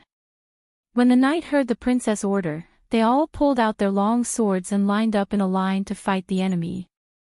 The witches stood together with Brendel, and the two sides were clearly divided. The large crystallized saber-toothed spiders were in front of them in the blink of an eye, but to everyone's surprise, these horrifying monsters acted as if they didn't see them. They separated to the sides, bypassed them, and went straight into the darkness on the other side. What's going on? Everyone turned their heads and saw these crystallized monsters rushing forward without stopping, disappearing at the end of the darkness on the other side. Soon, there was only the sound of distant spiders. Not to mention the knight, even Brando and the witches around him couldn't help but be puzzled by this scene. If something was out of the ordinary, it must be a demon. Most of the demons were cruel and bloodthirsty, so there must be a reason behind their strange behavior. They seemed to be running away. Behind Brando, Princess Griffin whispered with uncertainty. Yes, they are running away. As if a flash of lightning flashed through his mind, Brando reacted. His expression changed. Each of those large crystallized saber-toothed spiders was not inferior to a human swordsman who had entered the Gold Realm. What else could make them run for their lives underground? The answer was quite obvious. Put away your swords and run, something is chasing them from behind. When Brando thought of the horror of the female spider, he couldn't help but feel his scalp tingle. He suddenly felt that he was in conflict with this place. Every time he came here, he would encounter all kinds of situations. The knight was slightly startled, and then they reacted. Their expressions changed as they put away their long swords and turned to retreat. Brando was afraid. They ran into Anaron's spider web in a panic and hurriedly reminded everyone to point out the way. There were layers of spider silk everywhere underground, and it seemed that it was safest to go along the river bank. But only Brando knew that it was actually a trap. The real safe road was on the side of the cliff. He only had a safe narrow passage to pass through the cliff. In fact, there was a treasure there, but Brando was not in the mood to think about it at the moment. He led everyone through the rocky stalactites, avoiding the huge spider webs that connected almost the entire underground passage. Not long after, everyone heard a rustling sound behind them. It was like a big hand rubbing yarn. Princess Griffin subconsciously looked back and suddenly saw 4 pairs of scarlet eyes in the darkness, each the size of a fist. She was so frightened that she couldn't help but let out a low cry. Her legs went soft and she almost fell. Brando was quick and hurriedly grabbed her. Don't look back, she's looking for us. Is that the Spider Mother? Her Royal Highness finally calmed down the fear in her heart and asked in a low voice. Yes, that's her. Brendel nodded his head calmly. He didn't need to look back at all to know that the spider was following behind them. Dark perception was a powerful attribute in the Amber Sword. Now that it was showing its power again, Brando could clearly feel the chill on his back. However, that kind of feeling wouldn't be too comfortable. She didn't see us. She's determining our position. He wanted to tell the princess that the spider's eyes were ornaments or used to scare people. Although there were a lot of them, her real eyes were the silk under her feet. She sensed the position of her prey through vibration. Her silk was all over the underground passage, and the slightest vibration would attract her attention. The group of people and the spider, one running and one chasing, quickly passed through a large cave filled with spider webs. Brando specifically chose the relatively narrow caves to drill in and out, which greatly limited the speed of the spider, but even so, the huge monster had been closely following them. The nights were fine. High-intensity training allowed them to easily cope with this kind of situation. Even if they wore heavy armor, they could keep up with Brando's pace.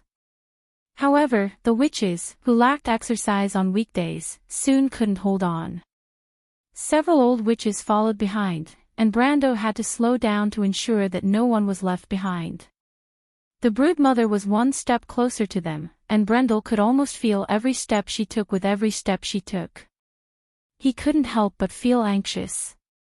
At this time, he was actually very close to the narrow opening in his impression. He just had to hold on for a little longer. Unfortunately, things didn't go as planned.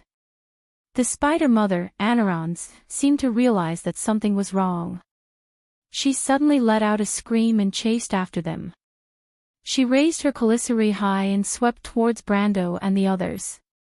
Right in front.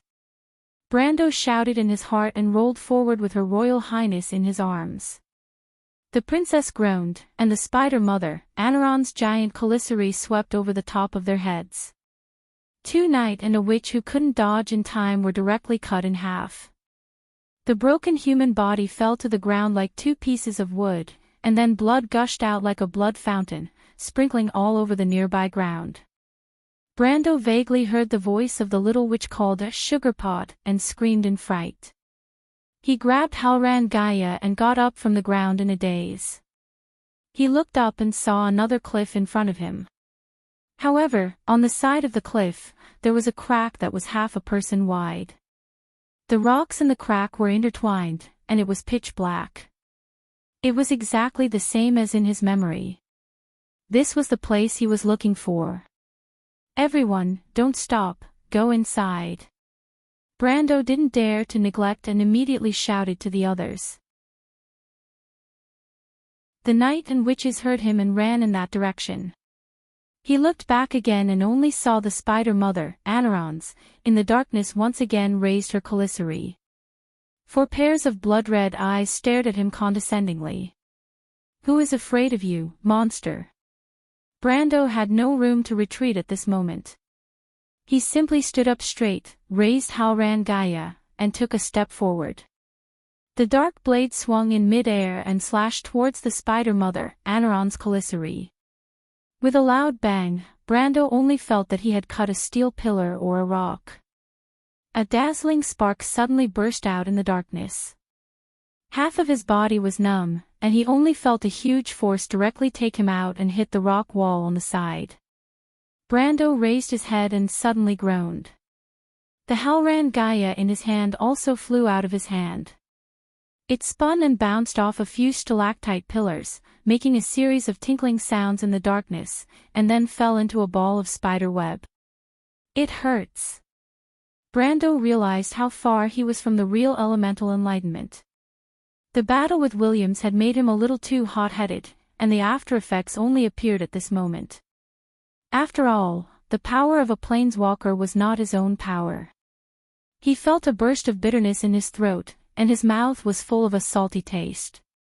However, this was not the time to think about the gains and losses. He shook his head hard to get rid of the dizziness, but his head was also injured. He barely lifted his blood-covered eyelids and saw the broodmother, Anerons, swinging her 8 legs getting closer and closer to him in a scarlet scene. Brando felt his heart tighten at that moment. The knight and the witches had already approached the crack at this time, and only then did they find that Brando had been sent flying. They wanted to turn back to rescue, but it seemed that it was too late now. It was at this time that Princess Griffin, who was not far away, suddenly reacted and rushed to the knight who had been killed before. She picked up his relics, a long sword, and then threw it at the spider mother with all her strength. The bright blade spun and hit the spider mother's head, hitting her small head to the side. The half-fairy princess then pulled out her sword, and shouted to the huge spider with a pale face, "Monster, I'm here." "No, Your Highness." Brando coughed and cried anxiously. But Her Highness had already held the sword with both hands and was getting closer and closer to the Spider Mother. Although the Spider Mother, Anerons, had awakened the elements and entered the field of elemental truth, it was not an intelligent creature after all. The awakening of the law was just an instinct. The approach of Princess Griffin made it feel threatened. It turned to the half-fairy princess with some confusion, and then raised its Calicere high, ready to teach this insignificant little thing that dared to challenge it. Brando's blood coagulated, and he immediately took out a bottle of holy water and drank it. Then he rolled forward to the pile of spider webs, and pulled out the Halran Gaia from it. But at this time, the Spider Mother had already launched an attack on Princess Griffin. The half-elf girl carefully took a step back. Facing this terrible monster, her hands were almost trembling as she clenched the long sword, but she still gritted her teeth and assumed the posture of Erwin's military swordsmanship. If Brando were to evaluate her posture, he was afraid that it was completely in line with the standard, almost perfect, but meaningless. The princess sword-holding posture showed that she had put a lot of effort into swordsmanship. Just this meticulous starting posture alone was enough to make people's eyes light up and get 3 points in advance in a knight's arena. Unfortunately, this was not a knight's arena. It was a battlefield where they fought each other. In the face of a monster, no one would follow the rules of a knight. Monsters would not, and swordsmen would not. Princess Griffin had done her best. She gritted her teeth and held the Calicere of the Spider Mother, Anerons, but the huge force still pressed her to the ground with a whimper. Then the second Calicere went from top to bottom and pierced the princess's head. Be careful. Brando's hands and feet were cold, afraid to see the scene of Princess Griffin being killed in front of him. But it was at this time that a white light lit up from Her Highness, and suddenly the Spider Mother's huge Calicere moved to one side and pierced the girl's left shoulder. Although the half-elf girl clenched her teeth, she still let out a scream after suppressing it. She had never felt such intense pain since she was a child, and tears couldn't help but burst out of her eyes. Defensive equipment. Brando's heart dropped.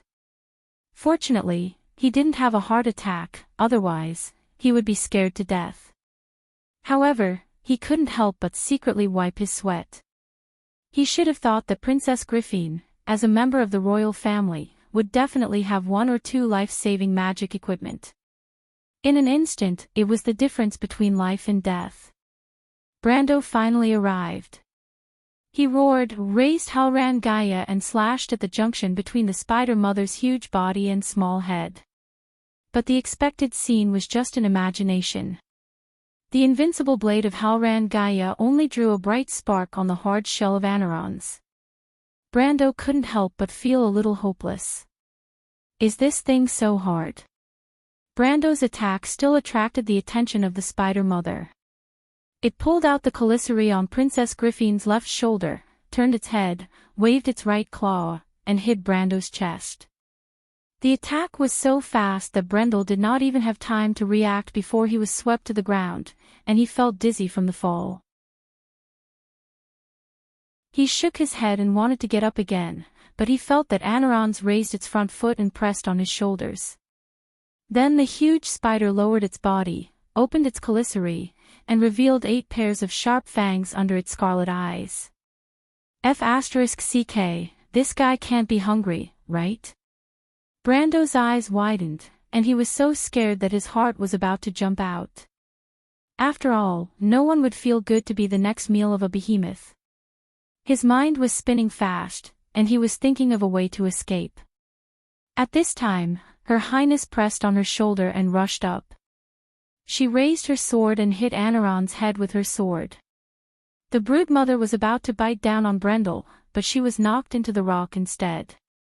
The wound on Princess Griffin's shoulder was torn open again because of this, and Aneron's also bit a big hole on the hard granite ground in the cave, leaving a pool of highly corrosive venom.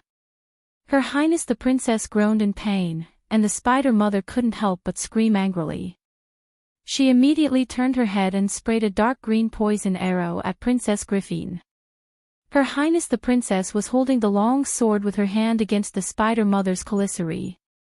She couldn't avoid it, and the magic equipment on her body had lost its effect. She could only close her eyes and turn her head away. However, the poison arrow did not fall on her as she imagined. Princess Griffin shrank her neck and waited for a moment, then she opened her eyes slightly. She looked back and was surprised to see a light blue shield appear beside her, and the poison arrow had already disappeared. This was Water Shield, a spell that even elemental apprentices could use, but it was the biggest nemesis of Anaron's poison arrow. This was the valuable experience of the players and Brando's greatest wealth. After the Spider Mother sprayed poison twice in a row, she couldn't help but fall into dispirited state. Brando, who finally got a chance to breathe, quickly shouted, "Babasha, find a way to help." In fact, he wanted to break free by himself, but unfortunately, the Spider Mother was not on the same level as him. Even in a dispirited state, he couldn't deal with her.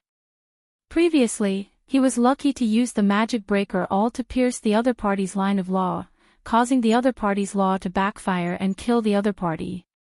But it was also the guy's fault for being stupid enough to pull him into the extreme plane. The Spider Mother was completely different. Even if he had a way to take out the god-slaying magic breaker all now, he also needed the other party to have the line of law to nail him.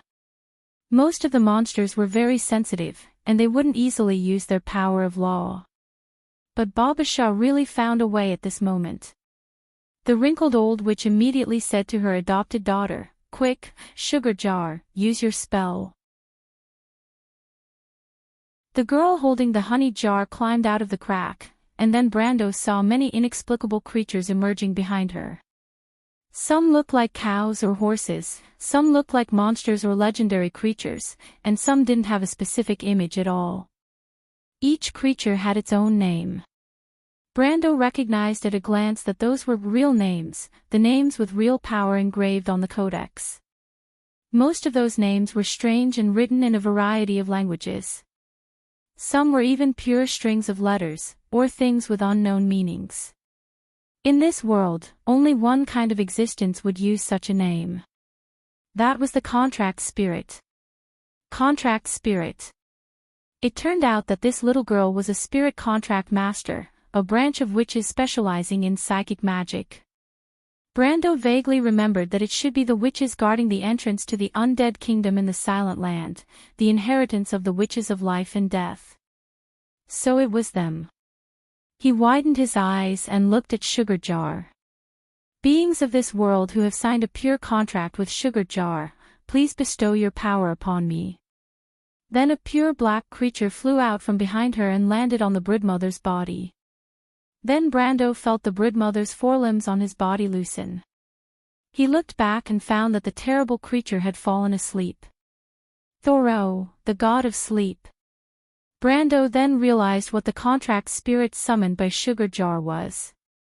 Although Thoreau was a contract spirit, he was actually considered a lesser god. There weren't many witches who could summon such a powerful contract spirit, especially Sugar Jar, who only had the strength of a silver rank. He immediately suspected the identity of the other party. Could this girl be a direct descendant of the witches of life and death? "Hurry up, my lord." Babasha hurriedly ran over to support Sugar Jar. The girl fainted from exhaustion after casting the spell. Sugar Jar's spell has a big flaw. "I don't know how long this thing can sleep." Brando was shocked. He hurriedly crawled out from under the sleeping Broodmother and helped the similarly dispirited princess up. Then he quickly ran towards the knight. Unfortunately, before he could run 2 steps, he heard an angry roar behind him. Then a strong wind hit him. F***ck, this spell's duration is too short. Brando suddenly wailed in his heart. When Babasha said that Sugar Jar's spell had a flaw, he didn't feel it, but now he finally knew what it meant. But this flaw was too much of a scam. P.S. I'm a bit jammed. But after slowly writing, I found that I actually wrote 5,000 words. So I asked for votes. Sob sob, my performance this month wasn't bad. Asking for votes shouldn't be a problem, right? To be continued. If you like this work, you are welcome to come to Chidian. Calm to vote for me. Your support is my biggest motivation.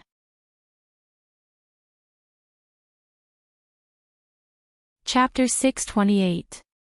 Mother of Spiders ejected her commissary from the inside out and swept towards Brando's back.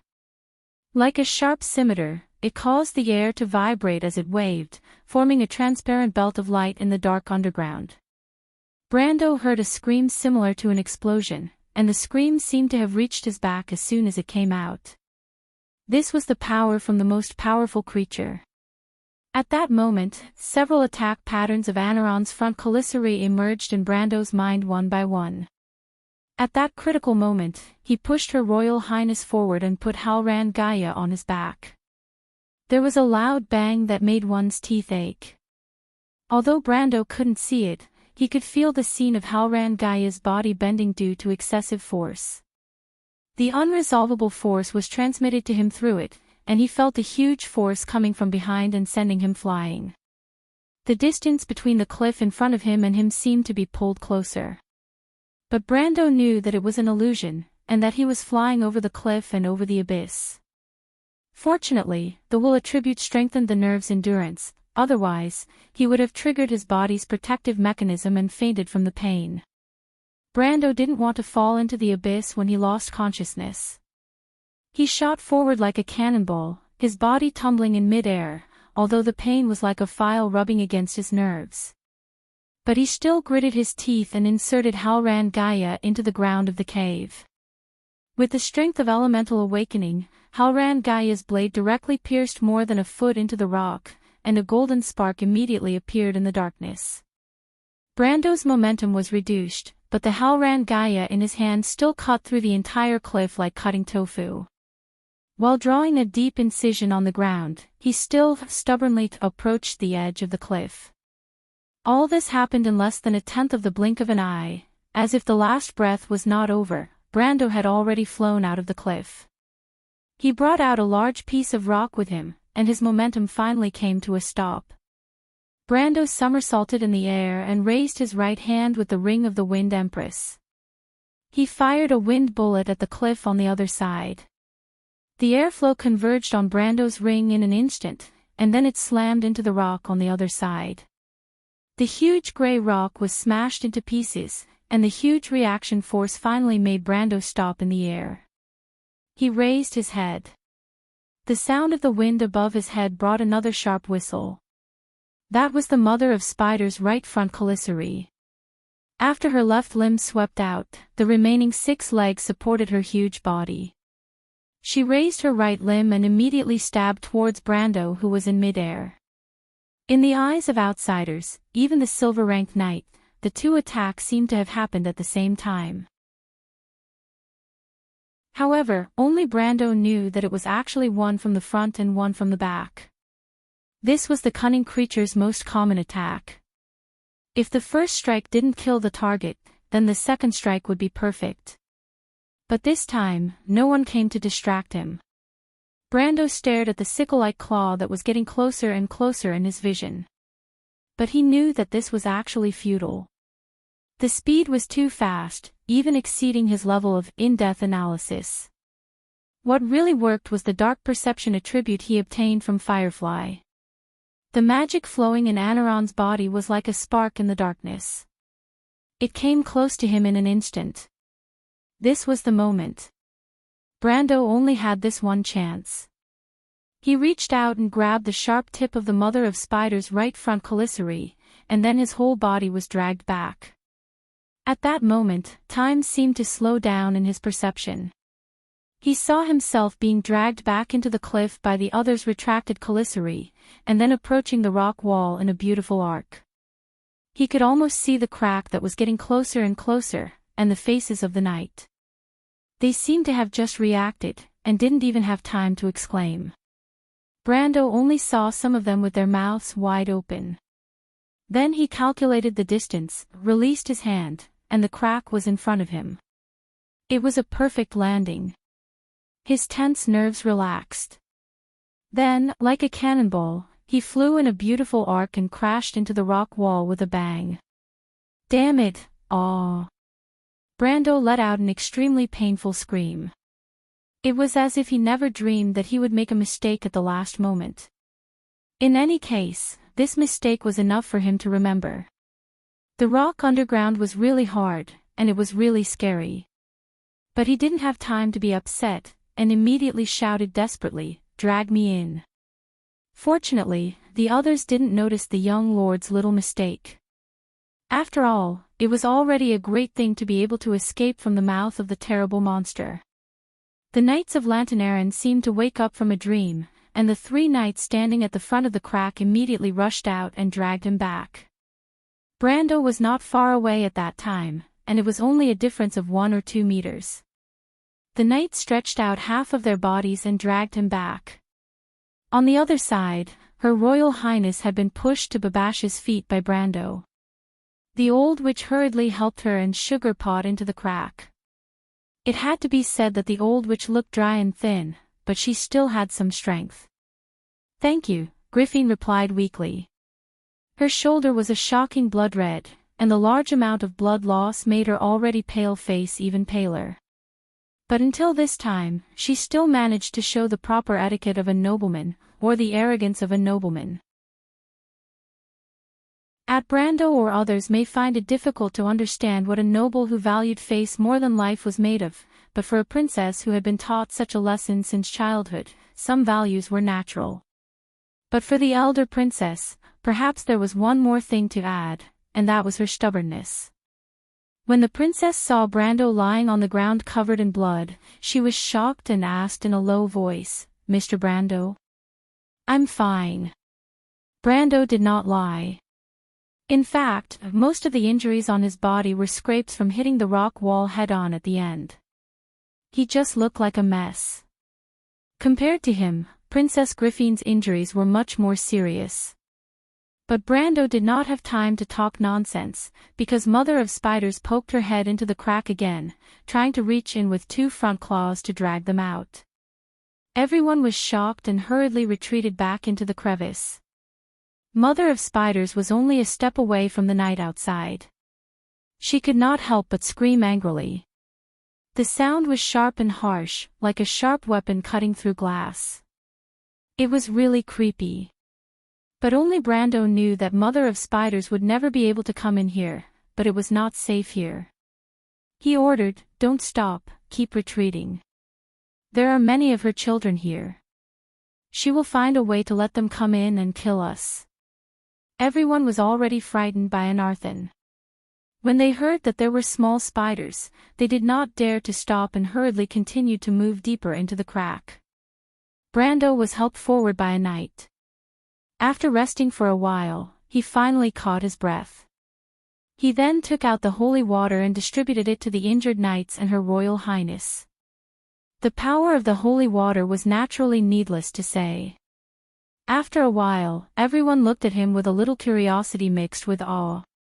In their eyes, Brendel was a young lord who could do anything, and there was nothing he couldn't do.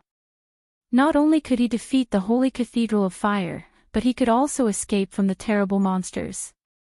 He seemed to have endless treasures on him, and there was no situation that could baffle him.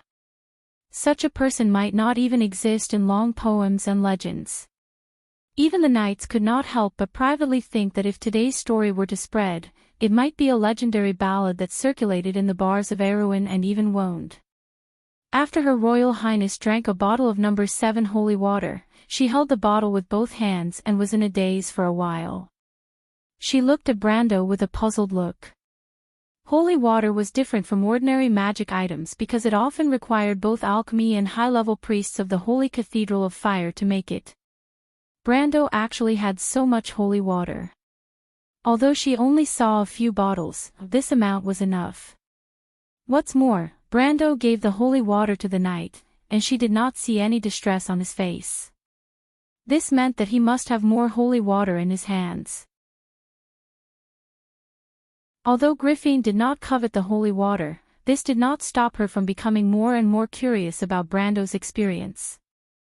She wanted to know more about what secrets this man was hiding, just as she had always wanted to confirm his identity and purpose in her heart. The half-elf girl acquiesced to Brando becoming her knight, but everyone knew that this identity was somewhat unworthy of the title. Even the princess herself felt that there were too many things about him that could not be explained.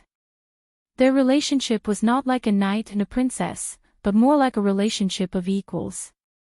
She had to accept his help. This relationship had once made her feel uneasy, and she had always vaguely wanted to change this relationship. But it was all in vain. She did not know if Brando could understand her kindness and her intention to seek change, but at the moment when Brando was in danger, she suddenly understood that she would not allow him to die like this. She had tasted the taste of loneliness for too long. Even her teacher, the Wolf Knight, could not fully understand her thoughts. Although Benninger's disguise was almost perfect, he was only someone who could help her. Her Royal Highness suddenly felt a little moved. Her heart tightened, and she quickly frowned. She hurriedly collected her thoughts and returned to her original calmness. Because she knew that it was impossible. She had to be careful. This was already the limit. After entering the crack, the group had gone deep into the underground of Ampere Seal. The temperature rose a little. At first, it only offset the cold outside, but gradually it became a little hot. Especially since there was no wind flowing underground, the air was full of a stale smell. Brando was talking to Babasha. Babasha, where is the secret passage you know? It's not far north from here. I know where there should be a secret door. So it's on the way. Brando's eyes lit up. This was good news. He was afraid that the secret passage would be in the ruins hall in the east, or in the ancient underground tunnel further east. Not to mention whether he could remember the maze-like terrain after so long, the key point was that it was also the territory of the mother of spiders, Anaron. He did not want to provoke that female tiger and then find trouble with her. That was really a female tiger. Babasha looked at him mysteriously and did not speak. It was as if the rumor that the darkness dragon knew everything had been deeply rooted in people's hearts. My lord obviously knew all this long ago. She undoubtedly thought so. The prophecy of the word of darkness was simply accurate, and feudal superstition was deeply engraved in her mind. But it was at this time that Brando, who was leading the way, suddenly stopped in his tracks. He stopped and then reached out to stop everyone behind him. Everyone was slightly startled because they did not feel anything unusual at all. But after coming here and experiencing several battles, everyone had a tacit understanding, and no one questioned easily.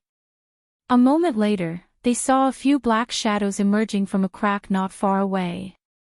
The knight looked at each other. Meeting other, humanoid creatures in this dangerous underground was obviously a little beyond their expectations. But only Brando saw it clearly. It was a caveman. He made a silent gesture. The caveman's hearing was surprisingly sensitive, especially in the silence where most of the sound could only travel in one direction underground. Fortunately, after reaching elemental awakening, his 5 senses were 100 times sharper than ordinary people. Otherwise, he would have been discovered by the other party first. Except for the clans led by ABs who left the underground world and fled to the surface, there were very few cavemen who wandered outside of the underground lords. But one was already very rare. Brando didn't think he was lucky enough to encounter such things one after another. There was only one possibility for the other party's identity, that was, they were part of the underground army of Georgandy Ridge. But how did they get here? Did the other party also discover this secret passage? Brando didn't think this was likely. Could it be that there was a passage connected to the underground of Georgandy Ridge nearby? That was very likely. He couldn't help but frown as he watched the subterranean dwellers slowly crawl into another crack. The underground world extended in all directions, but most of the naturally formed passages led to dead ends. Some of them also led to the lairs of monsters or traps. But Brando remembered that the path should lead to the ancient ruins hall. The other party did not seem to have discovered the secret door that Babasha was talking about. He breathed a sigh of relief. When the cavemen were far away, the knight asked, "My lord, they?" These Lantern Island knight had previously addressed Brando as Sir, but now they directly addressed Brando as my lord. But Brando probably didn't know that the change in the details of this address was not only because the other party was in awe of his strength, but also because Eco had been telling his deeds in the Eversong Forest to his knight all year round. These knights may have originally scoffed at their successor who was full of knight ideals, but now it seemed that even Eco's position in their hearts had risen a lot. It was a pity that Brando didn't know the details of this, otherwise he would have been ashamed. He waited for a while before replying in a low voice, "The cavemen know the underground world far better than we do. It's not surprising that they can find this place. This doesn't mean anything. Let's move on first."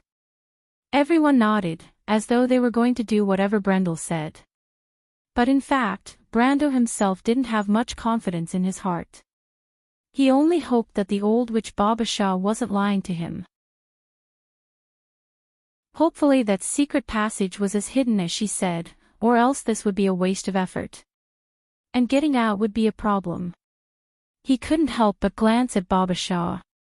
Unfortunately, the old witch's face was hidden under the hood and he couldn't see anything, but she didn't look nervous. P.S. I had something to do today and it was already 8:00 when I came back. I was a little tired and didn't want to write, but I thought it was better not to break it, so I wrote a chapter. Sorry to keep you waiting. To be continued. If you like this work, you are welcome to come to Chidian. Calm to vote for me. Your support is my biggest motivation.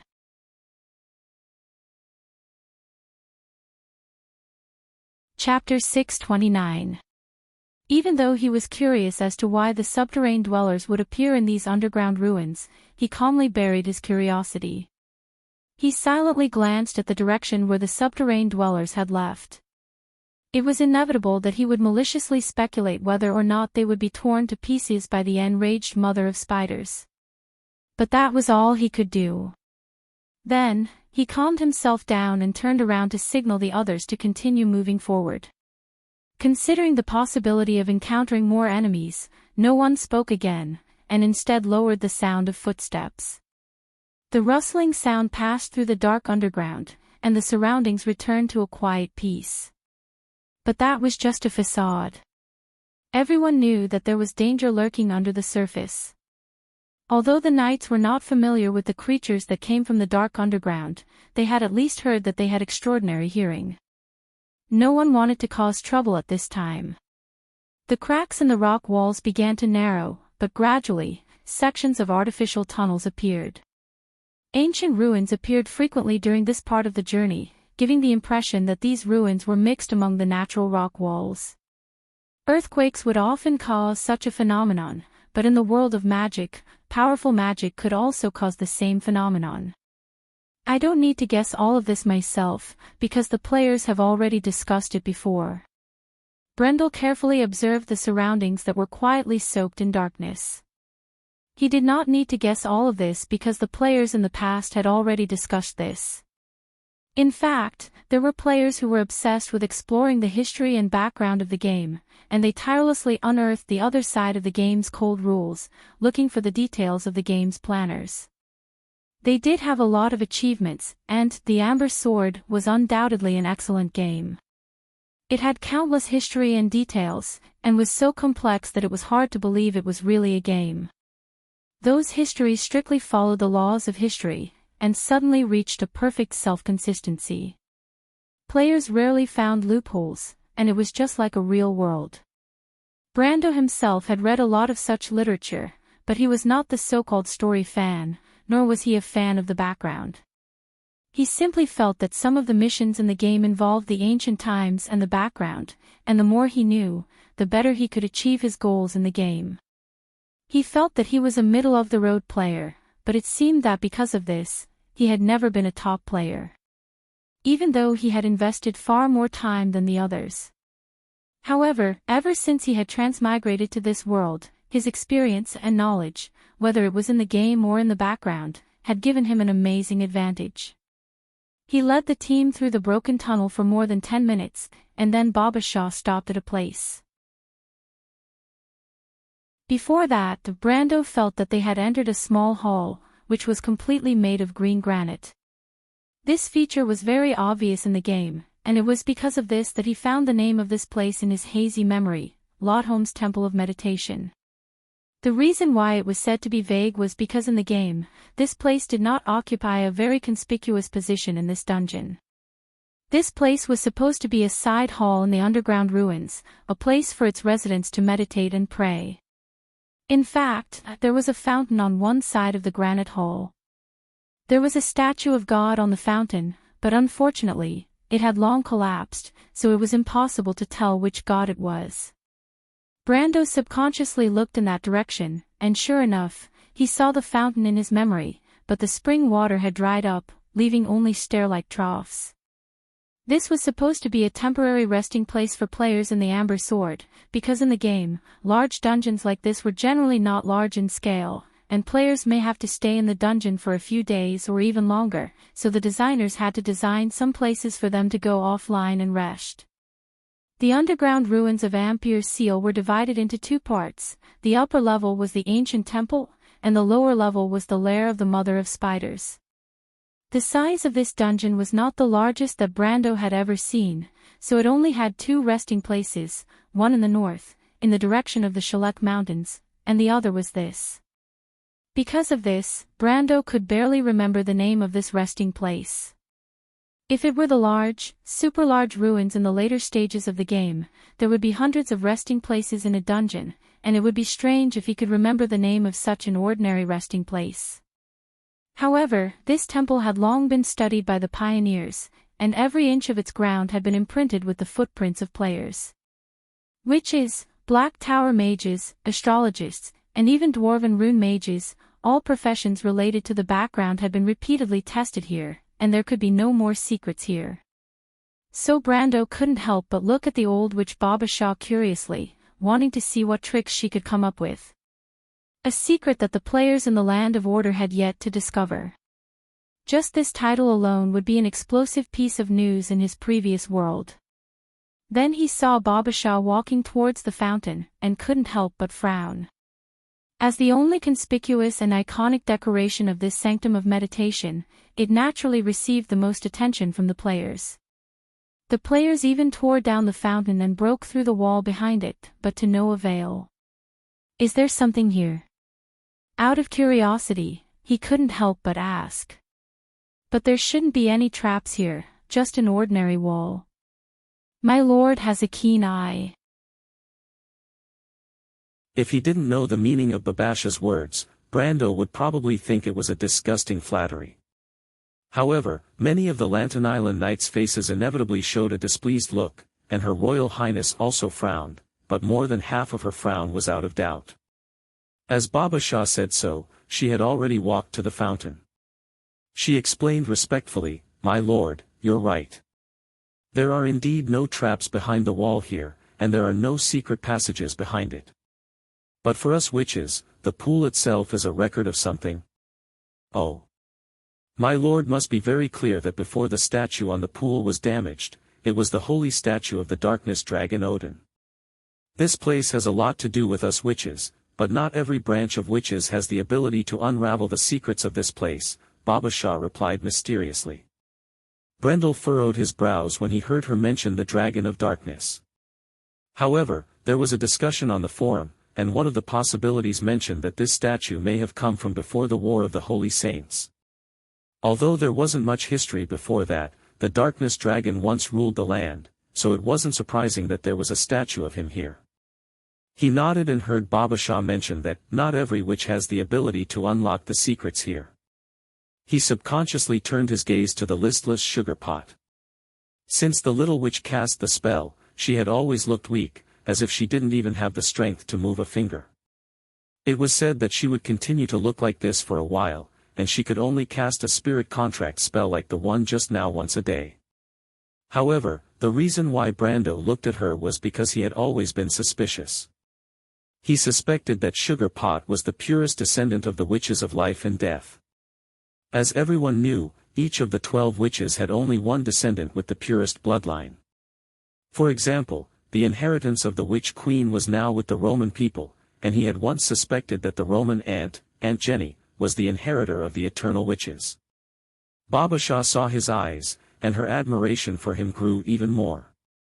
As expected of the Darkness Dragon, Brando heard such a voice in his heart, and the old witch smiled with satisfaction. Indeed, we need Sugar Pot's help here. Brando thought to himself, as expected, but asked again, is she okay? What are you talking about? Princess Griffin couldn't help but ask when she heard them talking in riddles again. Her tone was slightly dissatisfied. There was no doubt that Her Royal Highness didn't like the feeling of Brando putting her aside. She told herself in her heart that she should be the eldest princess of Erewhon and should have more power to take the initiative. But in fact, the half-elf girl found it hard to admit that she just didn't want Brando to treat her as an outsider. She could faintly feel that Brando was different from the other nobles. The people gathered around him had formed a force that was completely different from the ancient nobles of the kingdom. This force was slightly similar to the students of the Royal Knight Academy that she had trained, but not exactly the same. The youths of the Royal Cavalry Academy had inherited her confusion. Together with her, they seemed to only be able to take one step at a time in an invisible net. She could feel that kind of despair. But she saw people like Carglass and Amandina who were full of confidence in the future, as if they already had a definite goal. In any case, this was enough for the princess to realize the difference between the forces around Brando and the traditional nobles. It seemed to be something she had always been looking forward to. Because of all this, she had begun to reject the original power structure of the kingdom. Nobles like Makarov, Fleetwood, and Duke Arek hoped to join Brando's side, even if it was not as a princess. She had such an impulse, but Griffin would never admit it. She even had a kind of contradiction, a contradiction that made her feel ashamed to speak out. So the princess kept a cold face and locked the secret in her heart, not revealing a single word. She looked at Brando and Babasha with her silver eyes, as if she wanted an explanation. Brando's heart moved slightly, and he looked at the old witch. Babasha didn't care and smiled dryly. It's actually very simple, Your Highness. This pool is actually a teleportation circle. A teleportation circle, that's impossible. Brando immediately replied. He had 10,000 reasons to believe that this was nonsense. The reason was that the players had already explored this point, but to no avail. He had a kind of blind trust in the information that was ahead of this world. Those guys would never make such a naive mistake. My lord is right, this can't be a teleportation circle. But in fact, it did leave some kind of message that can allow us to have a teleportation circle immediately. Babasha was not in a hurry, and instead replied with some appreciation. Brando was slightly startled, and then his eyes lit up. You mean that this fountain is actually a blueprint for a teleportation circle? He immediately asked. Exactly. This teleportation circle doesn't need the witches to draw it in a special way, does it? Wait, that's not enough, blood refinement, I get it. Brando suddenly reacted and suddenly realized, only the blood of a sugar jar can draw this teleportation circle, right? It's exactly as you expected. Babasha looked utterly convinced. But Brando was too lazy to care about her. He shouted in his heart, F***CK. These bastards are amazing. The designers of the Amber Sword were a bunch of scumbags. He didn't know whether to cry or laugh. This was obviously a series of quests. To open the third part of the ruins under Ampere's seal, it was obvious that the reputation of the witches was needed. But the problem was that there were Cruz people, Wind Elves, and Erewhon people in the game, but there were no Myrnas. Even Madara, who was originally a follower of the Dark Dragon, was at odds with the witches. The only place where the witches had the best reputation was probably under Jorgandi Ridge, but unfortunately, there were no player forces down there. In other words, to open the reputation of the witches, one had to take the risk of going against the government. Although it was a little better than joining a cult like All for One, it was basically the kind of thing that wasn't liked. It wasn't that no players had chosen such a path, but the question was, how many had really succeeded? How many had succeeded and happened to meet the life and death witches? Among them, those who had entered the dungeon under Ampere's seal were even rarer. This was originally an early dungeon in Eruin. Later, it wasn't occupied by Madara. Although Madara used to be on the same side as the witches, they later became mortal enemies because of the Dark Dragon. There were almost no well-known witches in Madara, which could explain a lot of problems. Because of this, no one in the game in his previous life discovered the secret here. Everything seemed to be natural, but Brando felt that the designers were a bunch of perverts. The purpose of the game design was to let players solve puzzles, but in his view, the puzzle in this ancient ruin was obviously unsolvable. If he hadn't crossed over. But now, there was finally an answer to this unsolvable problem. Drawing a teleportation circle didn't require too much blood, and it didn't need to kill Sugarpot as a blood sacrifice. If a kingdom needed to be saved by killing a little girl, Brando would rather take another path, even if it was bound to fail. And he believed that Her Royal Highness would support him. In fact, Her Royal Highness's eyes meant the same thing. However, she was more curious about whether such a teleportation circle could be used elsewhere. This statement aroused Brando's great interest. Indeed, a teleportation circle that could be drawn and effective temporarily, even if it could only teleport a dozen people, was more practical than the so-called Door of Flame of the Holy Cathedral of Fire. After all, it was cheaper and easier to build.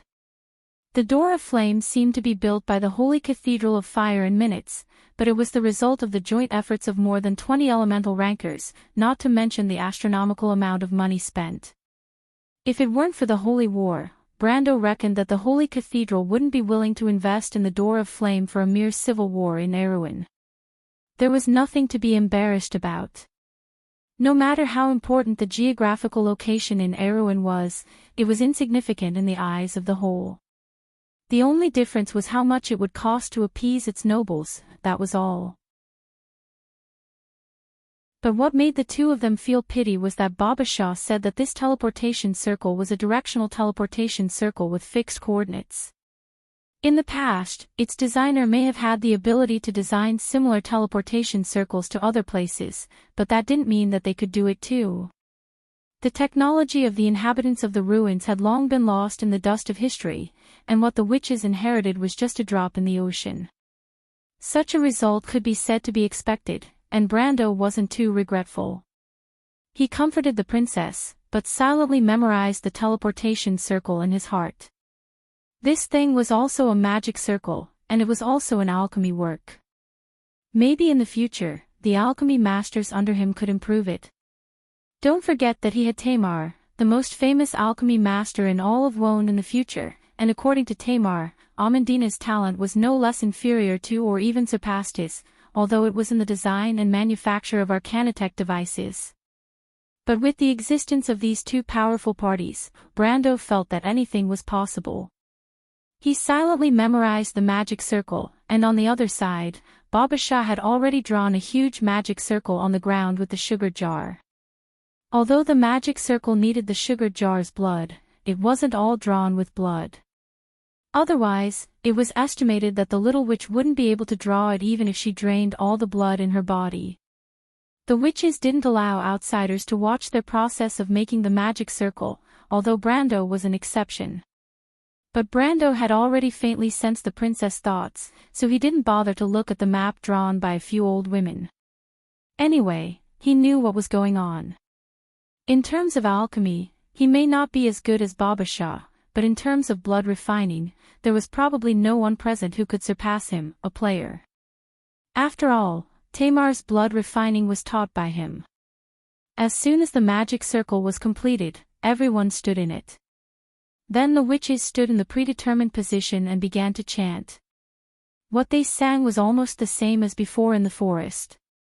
It seemed that it should be a specific ancient rune here, like the password to open the door, which was also part of the witch's inheritance. As soon as the chanting began, Brando felt the surrounding scenery blurring. He felt Her Royal Highness gently grab his sleeve, but immediately let go. There was a flash in front of him, and then he was in a completely unfamiliar place. He raised his head. At that moment, he held his breath. He suddenly realized that he had forgotten a very important thing. That was, before going here, he didn't ask, "Baba Shah, have you been here before?" This dry sentence was almost squeezed out from Brando's teeth. Everyone, including the witches, looked up, dumbfounded. They all stared at the hall with their eyes wide open. "No. Sir Lord." Baba Shah swallowed a mouthful of saliva. This was probably the only time she showed an expression other than that dry smile since entering the underground ruins. It was a huge hall. In the center of the hall, above the dome, a spear that radiated lightning in all directions was suspended in midair. The blade of the spear was painted with a pattern of stars falling to the ground, and the curved text on the spear was the language of the Myurnas. On it was written the most famous motto in Cruz's epic from ancient times to the present: "The spear pierces the sky, and the stars fall to the ground." To be continued. If you like this work, you are welcome to come to Chidien.com to vote for me. Your support is my biggest motivation.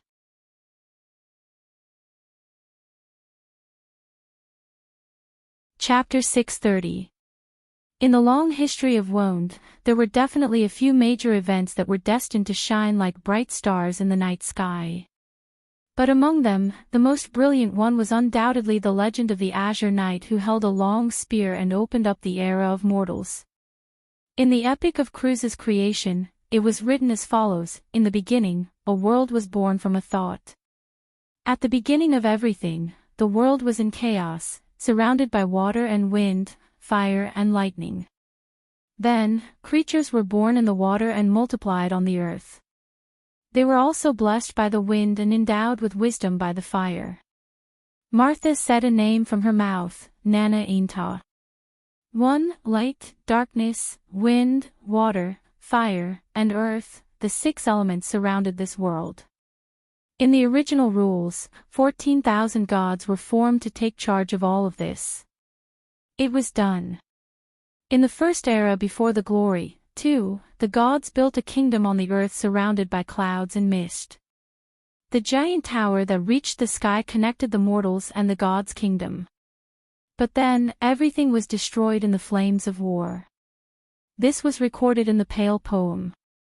Players had speculated more than once that this war was a magnificent war between the gods, the Golden Race, and the Twilight Dragon. That was the history of Wonde long ago. The opposition of all intelligent creatures and the Twilight Dragon seemed to have existed since the beginning of the era. After the collapse of the First Era, the record of the Azure Knight appeared for the first time in history. The epic wrote as follows: "The Azure Knight shouted to the mountains, 'Mountains, I challenge you.' The mountains responded to him. Let the ice and snow fall on his shoulders, let the cold wind make him unable to move forward, let the fog obscure his vision, and let the cold take away his right hand and eyes." But the Azure Knight was destined to be the owner of the spear. The hero stood on top of the mountains, firm and unwavering. Like this, a year passed, and another year passed. The mountains whispered, "Look, this is the owner of the spear." They bowed down and called him king. That spear shattered the sky, pierced the heart of the Twilight Dragon, caused the stars to fall to the ground, and thus started the second era of the era of mortals, the Holy Spear. The Holy Spear, the sky. 3. Everyone present was so familiar with this record, whether they were a human or an elf, a knight or a princess, or even a witch. It was as if they had been told all this from the moment they were born. It was a history that everyone who lived on this continent was familiar with, whether it was a farmer in a remote place or a learned noble. Everyone knew about it. That period of history was so far away from people that it was like a legend. However, it was true and credible, and the stars in the sky could testify to it. The legendary Holy Sky Spear was 9 feet long, its spear awl was like a shuttle, and its entire body was like jade. Hence, it was also known as the Azure Spear. After the fall of the Azure Knight and the Twilight Dragon, the Myrnas recovered the weapon from the plains east of present-day Cruz and Saint-Ausol. They carved a motto on the blade of the spear pierced the sky, and the stars fell to the ground, in memory of the hero who saved the entire world. And that gun was exactly the same as the one Brendel and the others were looking at right now. There was no difference. This is... The knight could not help but stare in shock. No one was willing to believe that the legendary weapon would appear in front of them without any warning and caught them off guard. There was a widespread legend that mentioned that when the Darkness Dragon died, the Myrnas who followed him brought the Azure Spear into the depths of the glacier and buried it forever. But what was going on with this scene in front of them? Brando only felt a buzzing sound in his head. The most famous weapon in the Amber Sword was undoubtedly the Amber Sword that was rumored to be able to fight against the fate of all things and the world. However, the Holy Sky Spear and the Amber Sword were both weapons of the Azure Knight, and had also left an illustrious reputation in history. In fact, when it came to the extent of the legend, the Azure Spear was far more famous than the Amber Sword. Even in Erewhon or Cruz, only a few people knew about the existence of the Amber Sword.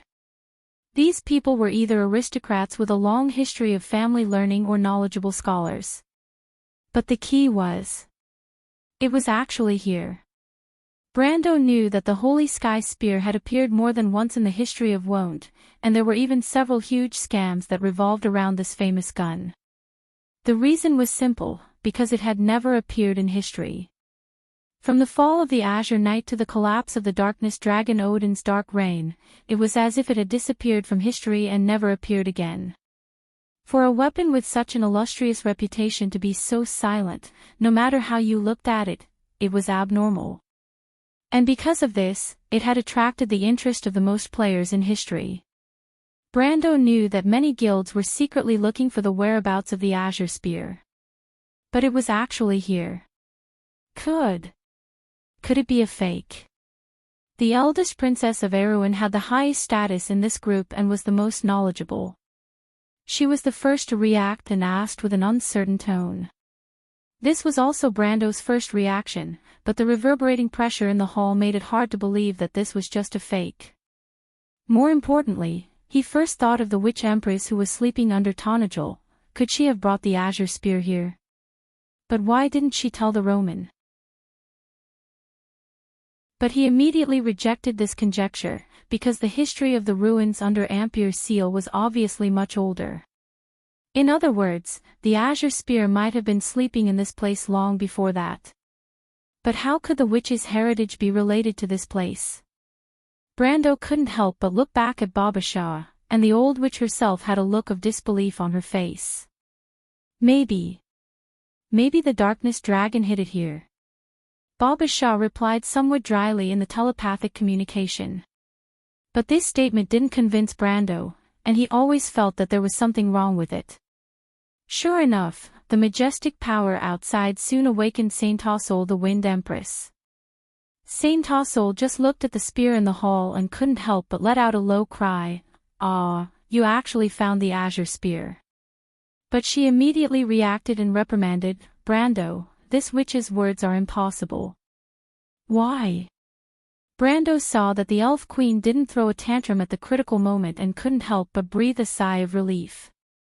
The Wind Empress snorted coldly, "The Amber Sword, the Azure Spear, if Odin had one of them, how could we win?" "Brando, you underestimate the power of the divine artifact." "That's right." Brando then realized that the problem he felt was in this place. Whether it was the Azure Spear or the Amber Sword, they were both genuine divine artifacts. The power of the divine artifacts in the world of Woned was extraordinary and had long been beyond the scope of mortal imagination. In a war on the scale of the War of the Holy Saints, Hundreds and thousands of races were involved. At that time, the most powerful forces in the world gathered together, but the only divine artifact that appeared was the blade of fiery flame. The power of the divine artifacts could often change history, and they would only appear when history was about to undergo major changes. Just like the narration in the Pale poem, the former king obtained the sword on the plains, and then signed a sacred covenant with the intelligent creatures to resist the darkness dragon's rule on the earth. That would be another legend. Your Highness, I'm afraid we have to take it down to distinguish its authenticity. At this time, Brando heard one of the Lantanailan knights suggest. He looked back and saw the princess frowning and asked, "Take it down, how do we take it down?" Everyone was stunned by this question. Hanging in this hall was probably the most powerful sacred object since the First Era. Its power could not only change the fate of a kingdom, but even the fate of the entire continent. But the question was, would there be no trap next to such a powerful divine artifact? Or rather, not to mention that it was a trap, its own power was enough to turn those who harbored evil intentions into ashes. And who dared to say that they had no selfish motives and dared to go up and take the spear of the holy saints? Or rather, who present thought that they were qualified to be compared to the knight of the azure spear? The knight could not help but look at each other speechlessly, but Brando soon found that all eyes fell on him. The witches, the knight, and even Her Highness Griffin looked at him without saying anything, and the meaning contained in their gazes was obvious. If fate had summoned everyone here, then the most qualified person here to pick up the spear was undoubtedly Brando. But Brando secretly screamed in his heart, "Damn it. It was not that easy to pick up a divine artifact." It was fate, and the divine artifact recognized its master. It sounded very awesome, but in fact, most of the people who thought so ended up very miserable. If he was really Brando, maybe he would really be tempted, but half of his soul was first of all a player, and he knew very well what it was. A real divine artifact. The holy spear was eternal. He hesitated for a moment and carefully asked, "Your Highness, I know what you mean. But if we want to take down this holy spear, how long do you think it will take?" The princess looked at him in confusion. "Can't we take it down?" Brando suddenly realized that the princess seemed to know nothing about this matter. But then again, how could mortals have so many opportunities to learn about divine artifacts? Those things seemed to be illusory, unattainable existences. He could only patiently explain, more or less, first of all, the divine artifact itself has its own will. Secondly, this hall must be densely packed with traps, and collecting the divine artifact is an extremely dangerous and time-consuming thing, unless someone can resonate with it and make it automatically recognize its master. Do we have so much time to waste? Princess Griffin could not help but frown. Hearing Brando say this, she seemed to have realized the problem. They did not seem to have so much time to waste in this place. "I'm afraid not." Brando shook his head as expected. The crux of the problem was not here. Obtaining the divine artifact was a very dangerous task, and if they succeeded in their gamble here, naturally all the problems would be solved. For a divine artifact like the azure spear, once its power was mastered, it would be a piece of cake to beat the demons and cavemen on the surface back to their homes. But the problem was that if they failed, then Erwin would not have the chance to start over. "Brendel, what about the subterranean dwellers outside?" she asked. What about the subterranean dwellers outside? Brendel knew that she wanted to ask if the subterranean dwellers outside were also looking for this thing. He suddenly felt that it was very possible, but where did the demons get this information? Then is it safe to leave it here? After thinking about it, although she was a little reluctant, the princess gritted her teeth and asked. For this question, Brando could only look at Baba Shah. The old witch was also uneasy in her heart, and to be honest, she was not sure. That was the holy spear of heaven, a weapon that existed countless years ago in myths and legends that could defeat the Twilight Dragon. In that era, the silver races were only considered cannon fodder, and even earlier, the divine people still walked the earth. But she still calmed down and nodded, "Sir, no one can come in here except us." That was enough. Of all the people present, the one who could take things the most easily was Brando. As half a player, he could only see the Holy Spear of Heaven as a divine artifact with great power. But so what if it was a divine artifact? It was just a piece of equipment. Of course, with that said, Brando was still a little worried. He could only turn his head and try not to look at the thing, and replied, "In that case, everyone should forget about this for the time being."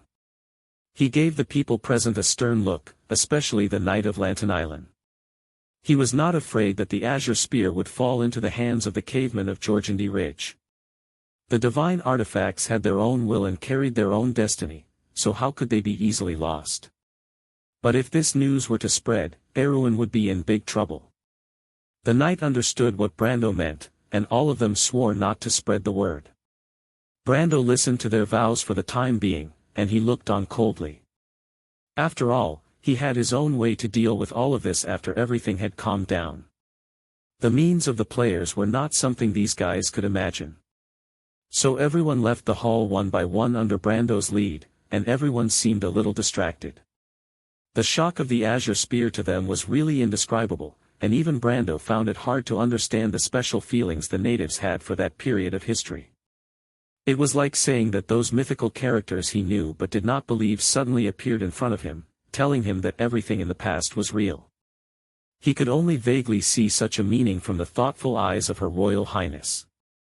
But just as he was about to leave the hall, he suddenly remembered something. As he knew, the power of the divine artifacts could often change history, and they would only appear when history was about to undergo major changes. In the recent history, the Flame King obtained Odorfice on the plains, and then signed a sacred covenant with the intelligent creatures to resist the rule of the Darkness Dragon on the earth. So what did the appearance of the Azure Spear in Erwin mean? At least he knew that the destiny of the Azure Spear was not to save this ancient kingdom. Brando was horrified. However, just as Medusa Lysimachia did not know about the huge changes that were brewing under this huge port, Brando did not know what was happening on the ground. The beautiful lady raised her head in the rain and saw a golden red light floating in front of her and the Minotaur Lord, who was as dumb as an ox. No, an ox. Her beautiful prismatic pupils reflected a magnificent red, and a huge door of light crossed half the sky, forming a giant flaming door with a diameter of dozens of meters in the pouring rain. Then, a fiery red demon with 3 heads and a pair of huge fleshy wings on its back slowly walked out from behind the door.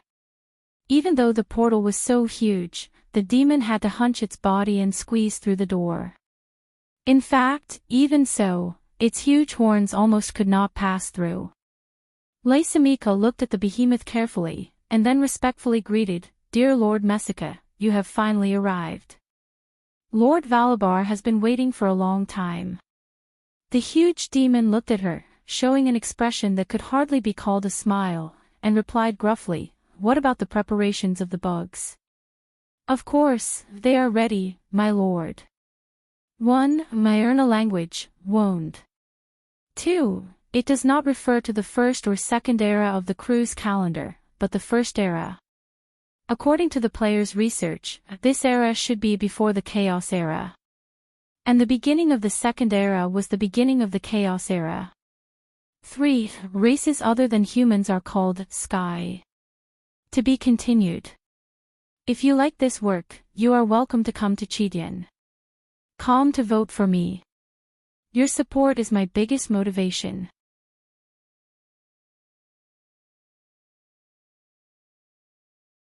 Chapter 631. The hills to the north of Ampere Seal were connected to the relatively flat terrain around the bay. Large pine forests were scattered on the rolling hillsides, and the woodlands were densely covered with shrubs.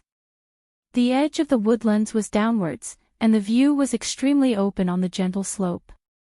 But today, looking at the direction of the huge grey port, the land was scorched black, as if it had been burned once. 3 huge portals stood on the scorched earth, like 3 huge golden rings of fire. Peering through the portals, one could see a world of flowing lava. It was the Sulphur River under Georgandy Ridge, and legend said that it was connected to the scorched hell of the fire elemental plane. Countless demons crowded around the portals, including the most numerous red-skinned imps and the more terrifying longhorn demons. These low-level demons with low status and intelligence fought with each other by the portals, tearing apart human limbs. It was disgusting. Then Brando saw hundreds of hellhounds resting on one side of the hill, led by a few three-headed hellhound leaders.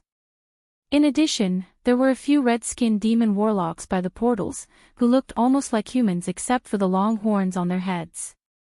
These higher-level demons, who were more cunning than the average person, were watching the low-level demons fight with interest. Such a battle would often turn into a bloody battle, and one side would even cruelly kill the other. But this wasn't strange among demons. Instead, it was a common sight. They were originally a bunch of chaotic and twisted magical creatures.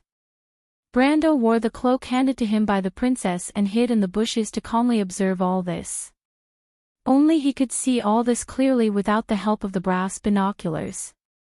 The port of Ampere Seal had become a hell. He sighed quietly, and did not have the heart to pray for the souls of the dead. Although those who died in the hands of the demons also had relatives, friends, and even lovers, to be honest, if one did not personally experience it, one would be more or less indifferent to the disaster of others. This was not human nature, but the instinct of living creatures to protect themselves. To be honest, Brando himself was not so sympathetic, but he was only here to try to save as much as possible what he cared about. He had told himself that history had brought him back here, and his goal was to save this ancient kingdom and prevent the tragedy from repeating. If he gave up on this goal, Brando was afraid that he would be completely swallowed by this huge world. All his confidence came from the half-fairy princess beside him, who was looking sadly in the direction of the port of Ampere Seal with her silver eyes. What have we done wrong? Griffine could not help but mutter to herself. Brando couldn't understand her confusion, because this kingdom didn't have the meaning of history to him, only the meaning of the future. Just like how the princess was willing to put herself in danger to protect the Anderla Cathedral, he was willing to tear down the entire cathedral just to ensure her safety. But he could completely understand it. To him, there was no right or wrong between him and the princess. It was just that their views were completely different. Erwin's people didn't do anything wrong, but Cruz's people did. Little princess, the justice represented by Lady Martha is just your wishful thinking, Baba Shah said with a smile. The Supreme One of all things will not give the corresponding punishment because someone has done evil, but only because of the cause, and this is justice. For anyone who lived under the rule of the Holy Cathedral of Fire, this was simply heresy. But Her Royal Highness' lips moved slightly, but she didn't refute it. Her heart was soft as water, but as hard as iron. Her hatred for Cruz's people had long made her suspicious of the teachings of the Holy Cathedral of Fire. But she knew that she couldn't believe the word. Brendel actually agreed with Babash's statement. Martha represented absolute order, the Holy Cathedral of Fire understood it as narrow fairness, the Holy Cathedral of Light understood it as serious self-discipline, the Wind Elves thought it should be no change in reverence for the law, and the people of Eloranta believed that following nature was the way of all things. But in fact, Martha herself was related to everyone, and also had nothing to do with them. The witches believed in this point best, and they never worshipped Martha as a real god, but only with respect. But he felt quite disdainful that Baba Shah was here to take the opportunity to strike at the princess's self-confidence. The witches themselves were also in trouble, and who in this world could really break free from their own fate? Baba Shah was just taking advantage of her seniority. Baba Shah, put the crystal ball on. He reminded her lightly, if you have anything to say, you can say it after you survive. The old witch smiled embarrassedly. She naturally knew that her thoughts had been seen through by the dark dragon. But this was not unexpected. She took out a crystal ball from under her robe, although this action really made Brando wonder where she had hidden it before. Then she put the crystal ball on the ground. The crystal ball soon lit up. Wood's unpleasant old face appeared on it. Brando really didn't have a good impression of this archbishop who played him. "Mr. Brando, your Royal Highness, how far have you progressed?" The Archbishop of the Holy Cathedral of Fire didn't seem to be in the mood to ask questions at this moment, so he went straight to the point. This question made Brando feel very ambiguous, especially when this old guy asked in front of him and the princess. What did he want? But the flashes of the explosion on the crystal ball illuminated Wood's wrinkled face from time to time, especially at this time. The wrinkles on his face seemed to have deepened. Although this spell had blocked the noise outside, it was not difficult for Brando to imagine that the battle over there must be very fierce. He couldn't help but worry about Freya, Carglass, and the others. And when he thought of Freya, he thought of the merchant lady who had not been heard from so far, and his joking mood faded. "We have arrived." Brando replied concisely, "From our position, we are no more than 2 kilometers away from the portal. But there are many demons over there. I will put down the anchor point next, and you will find a way to teleport the people I need." At this point, he suddenly remembered and asked, "I may need a few Knight of the Holy Cathedral. How is the situation over there? Can you transfer them?" "Fortunately, as long as you don't teleport the entire First Fleet over." Wood smiled bitterly, "We can probably hold on for a while." When he said this, Brando knew that the battle over there must be very difficult. With the pride of the crew's people, they would never say that they were so reliant on Erwin's fleet. It was conceivable that the battle on the other side had reached the point of exhaustion.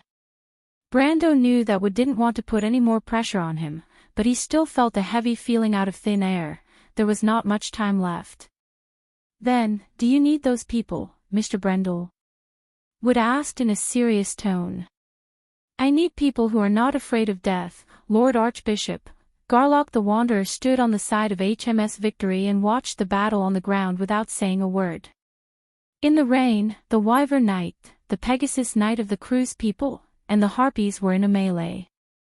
The flames of the explosions almost lit up half the sky, and the old wizard was in the center of this battlefield.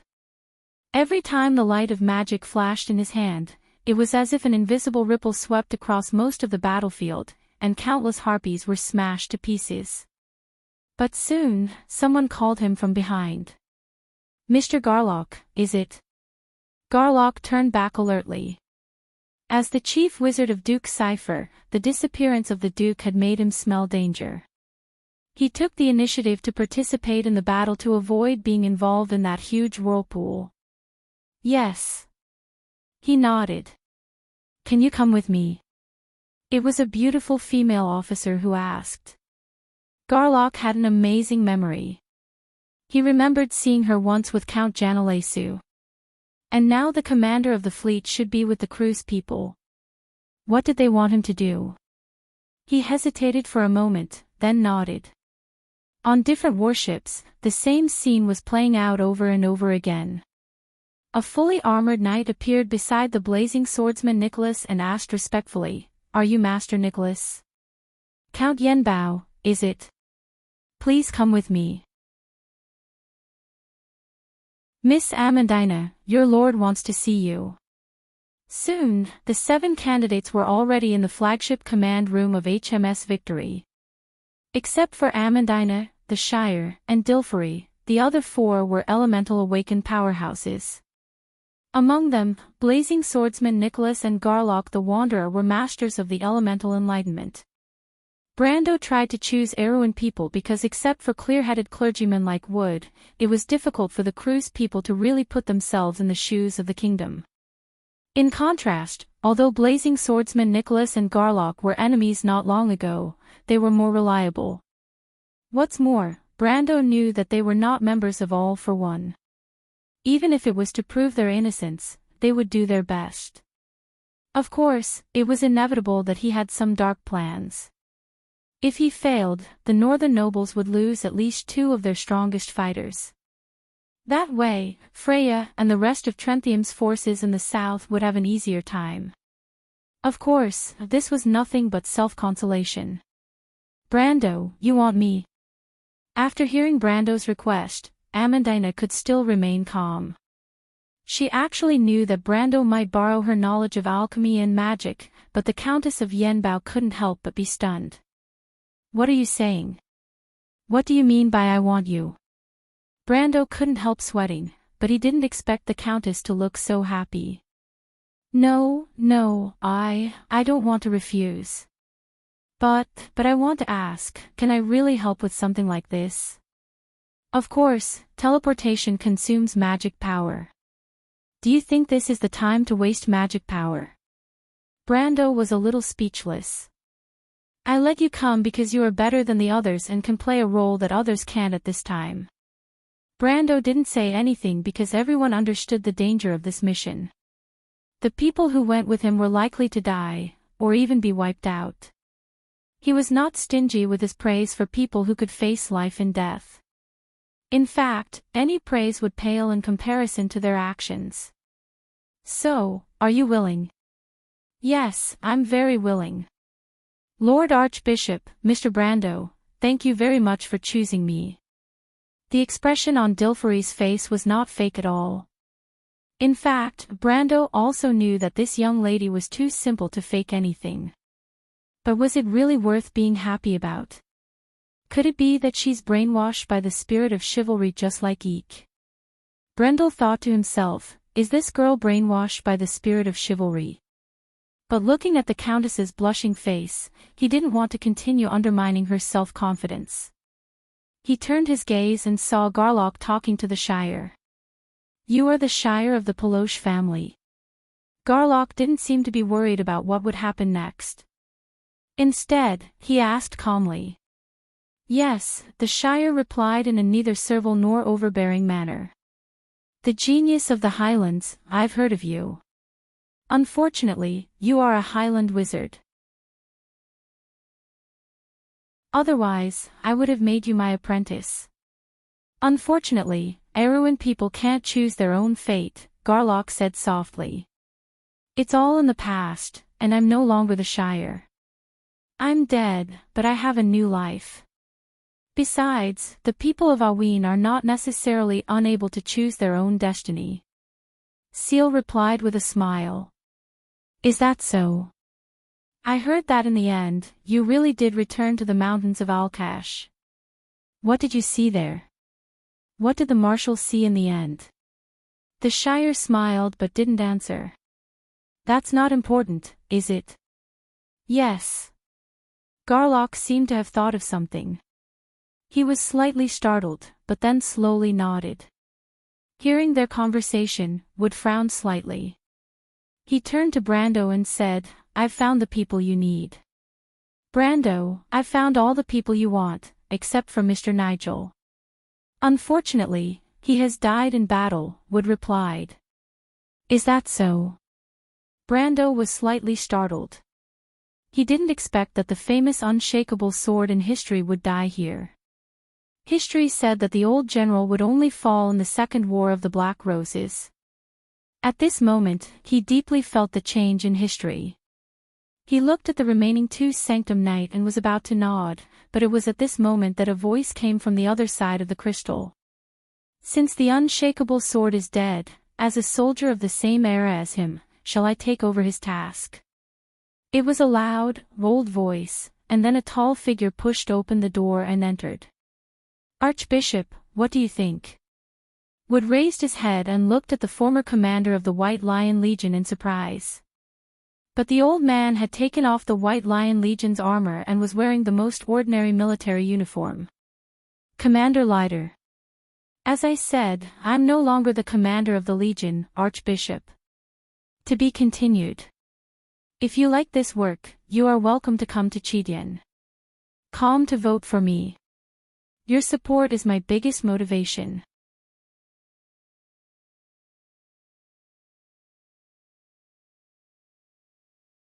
Chapter 632. Our goal is very simple. There are a total of 3 portals.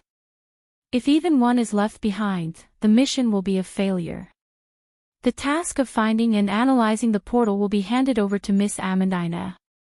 Everyone else's task, including me, is to cover her as she approaches the portal and protect her before she completes it. Do you have any other questions? Brando looked at everyone. They would be facing thousands of demons later, and no one expected to succeed except for him. Most of the people present only saw this operation as a noble act. On the one hand, there were less than 40 people, and on the other hand, there was an uncountable demon army. Other than a miracle, they really could not imagine the possibility of victory. Some of the Lantern Island Knight looked nervous, some frowned, and some seemed to be joking nonchalantly. The usually silent Garlock was demonstrating a spell model to the Shire. The sword master of Cipher, Nicholas, was wiping his long sword over and over again. Her Royal Highness was alone, staring at the dark Ampere seal in the rain in a daze. No one knew what she was thinking.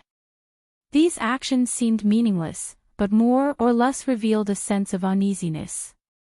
When the final moment was so close, who would be able to face death with equanimity? But even so, everyone nodded silently. They did not know that the young man still had a glimmer of hope in his heart. They only thought that it was a kind of knight's persistence and determination. Knowing that he would fail but still launching a challenge, such persistence was still a little naive in the eyes of most nobles of this era. But it was also commendable, because no one could blaspheme the pursuit of ideals and honor. Because of this, everyone only had admiration for Brando. Brando could more or less feel the meaning of this, but he did not intend to explain this misunderstanding. Well, we've wasted too much time. We only have 5 minutes to prepare. Then we'll set off immediately. Please hurry up, or leave a will.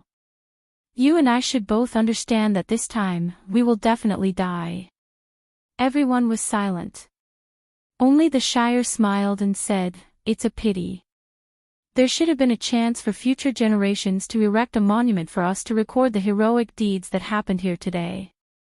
The monument would be inscribed, 'The Great Lord of Tonajol and his entourage,' but now it seems that there won't be such a chance. Whether or not anyone will remember us in the future is still a question." The young sorcerer described the situation vividly. "Why can't you remember?" Dilfari asked curiously. "It's very simple. Because a certain righteous temple will definitely hide the truth, but can we stand up and refute it?" The Shire replied sinisterly, and then could not help but smile. This joke was very interesting. The key point was that it was in line with the malicious speculations that people had about Cruz. Wasn't this the work of Cruz and the Holy Cathedral of Fire? Although everyone was now united to fight against the demons, there was not a trace of displeasure in their hearts, especially the Knight of Anthony, who laughed unscrupulously. Brando couldn't help but smile. It seemed that the Shire's opinion of the Holy Cathedral of Fire was not small, but it had to be said that what he said was likely to happen in the future, if they really died here.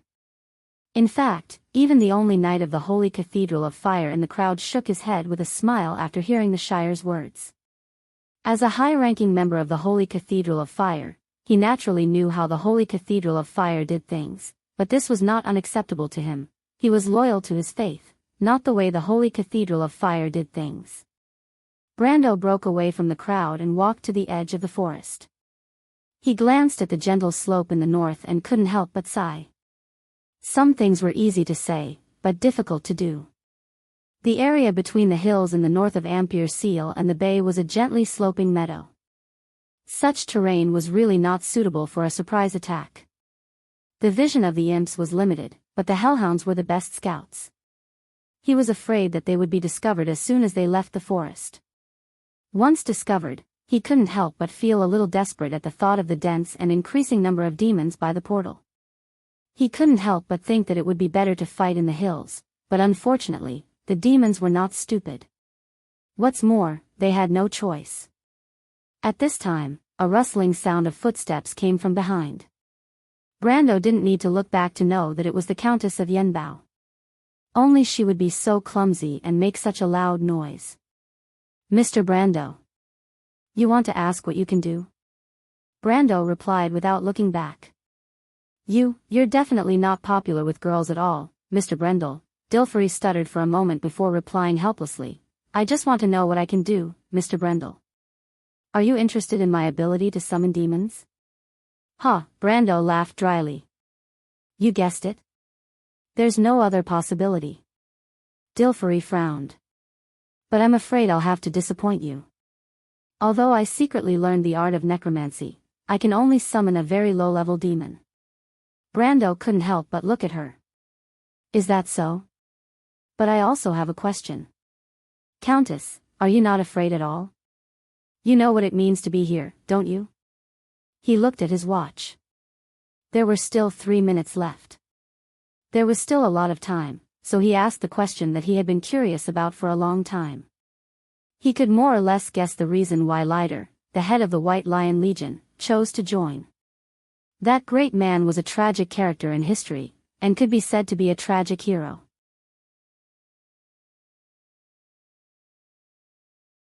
He was one of the few nobles who were completely different from Erwin, but he chose a path that was destined to be wrong. To be honest, Brando did not agree with Leiter's choice. As an individual, he might be admirable, but from the old man's position, he was too short-sighted. Because of his wrong judgment, the future of the kingdom was ruined. Such a mistake could not be ignored because of a righteous purpose. But if Leiter wanted to make up for his mistake, Brando was very curious about the actions of the Countess of Yenbao. Although she was his intended candidate, her reaction was too outstanding, as if the spirit of a knight was overflowing. This was not quite the same as Brando's impression of her. Dilfery hesitated for a moment, but finally nodded seriously. I know I may die here, Mr. Brando. Brando listened to her continue and said, but I'm not the only heir of the Yenbao family. If I die here today, the Sword Protector's family will only be honored because of me, and wash away the shame brought about by the shattering of the Sword Throne. If I live, the family will not be reborn. If I die, I can't decide the fate of myself and the family. So I think, maybe I can at least decide the value of my life. Dilfery looked at Brando seriously. Besides, I'd rather die heroically and gloriously. Isn't it romantic to die beside a real knight and shed my last drop of blood for this kingdom? She smiled slightly, with the gentleness of a noble lady. Romantic my ass.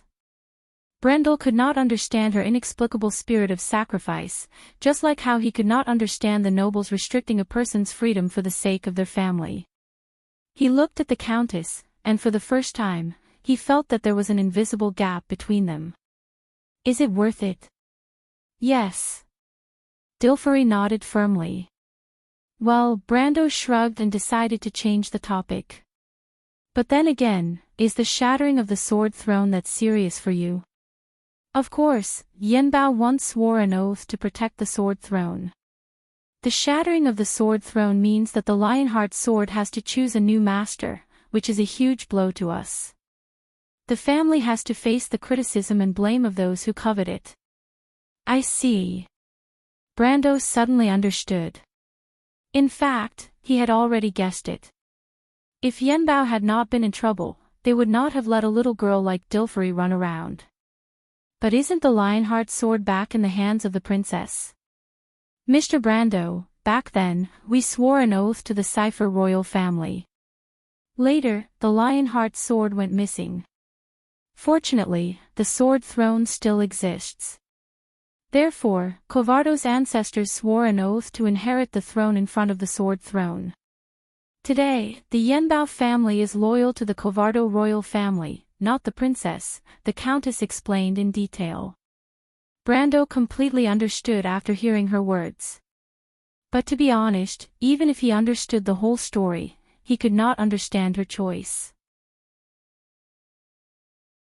He was silent for a moment, then took out a ring-shaped object from the dimensional space. Your family will be honored because of you, but to be honest, I regret it. Brando replied quietly. Mr. Brando, you don't have to. Dilfery saw the object and widened her eyes. This is Devil's Armband. Brando nodded slowly. 5 minutes was not a long time. When Brando and Dilfery came back from the periphery of the forest, everyone was ready to go. He did not say much. In fact, he was not in the mood to say much. He just nodded and led everyone to set off. They passed through the forest and soon entered the gentle slope in the north. Before this, Brendel had told himself more than once that this adventure was no different from his past experiences in the game. Whether it was the earlier experience of killing his way out of the Lizardman's encirclement, or the Second War of the Black Roses where he risked his life to ambush Madara's undead, or the later Operation Four-Leaf Clover where he passed information under the noses of the Curluts. He succeeded every time, didn't he? But until the moment before they set off, everyone's silence made him feel a little different. There seemed to be a tense atmosphere in the air, which reminded him more than once of that night in Butchie.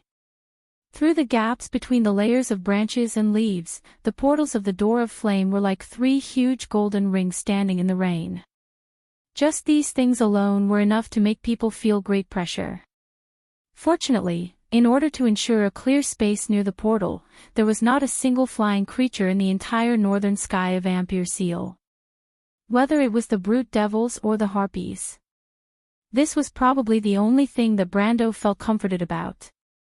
The demons were probably very confident in the forces near the portal, and there were no patrols in the surrounding hilly areas. Of course, the demons did not have any patrols in the first place. Their fighting style had always been straightforward, violent and direct.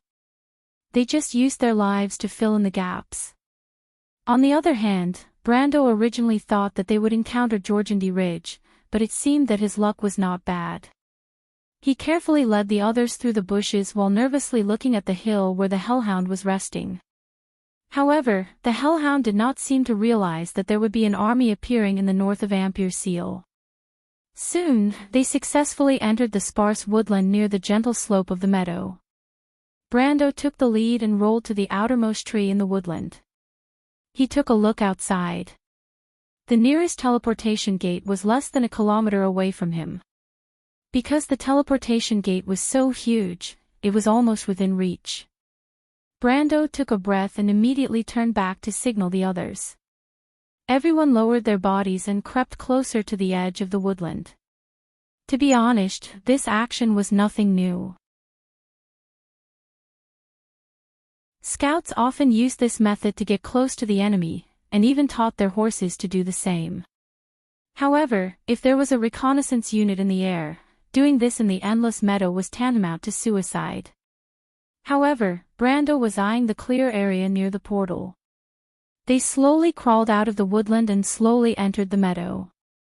Brando raised his head slightly from time to time to see the reaction of the Hellhounds. Among all the demons, the Hellhounds deserved to be called the first in terms of perception. Even the higher-level Longhorn demons were inferior to them in this aspect. However, Martha was obviously on their side this time.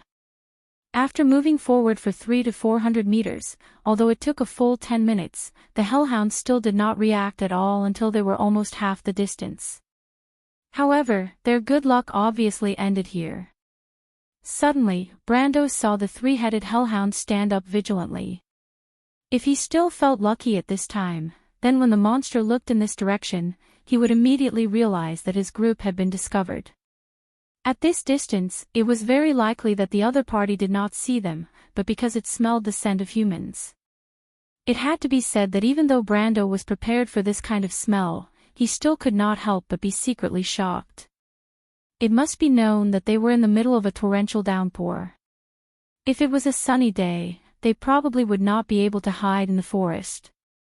The 2 major reconnaissance units of the demons, the brute devils in the sky and the Hellhounds on the ground, their illustrious reputation was not exaggerated by the players.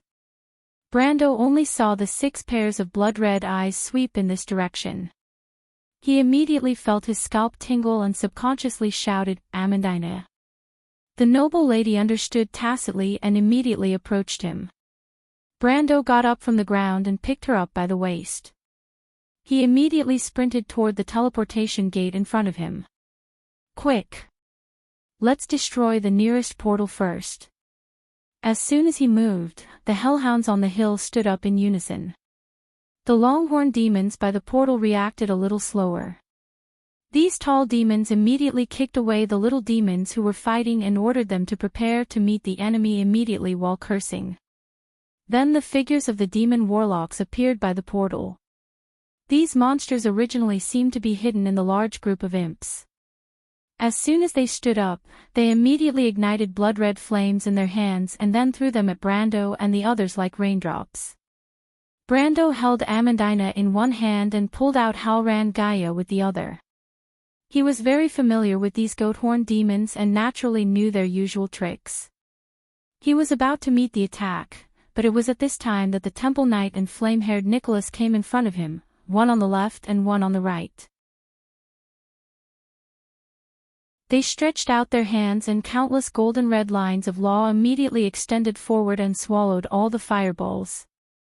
In front of these two masters of fire, the fireballs of the demon warlocks were really not enough. Brando immediately heaved a sigh of relief. The reason why he specifically asked Nicholas to join was actually because of this. Demons were all experts at playing with fire, but compared to Nicholas who had the enlightenment of truth, it was child's play. P.S. Return the Fury card to me, Neil. Explode at the beginning of the month tomorrow. Write a thank you letter while you're at it. Sigh, I'm too embarrassed to write it at this time. I apologize to everyone. To be continued. If you like this work, you are welcome to come to Chidian. Calm to vote for me. Your support is my biggest motivation.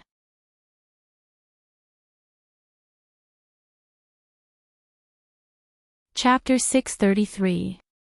After the fireball, hordes of imps began to move out from the portal. These demons, who were only as tall as a human child and were as red as fire, could not be called an army at all.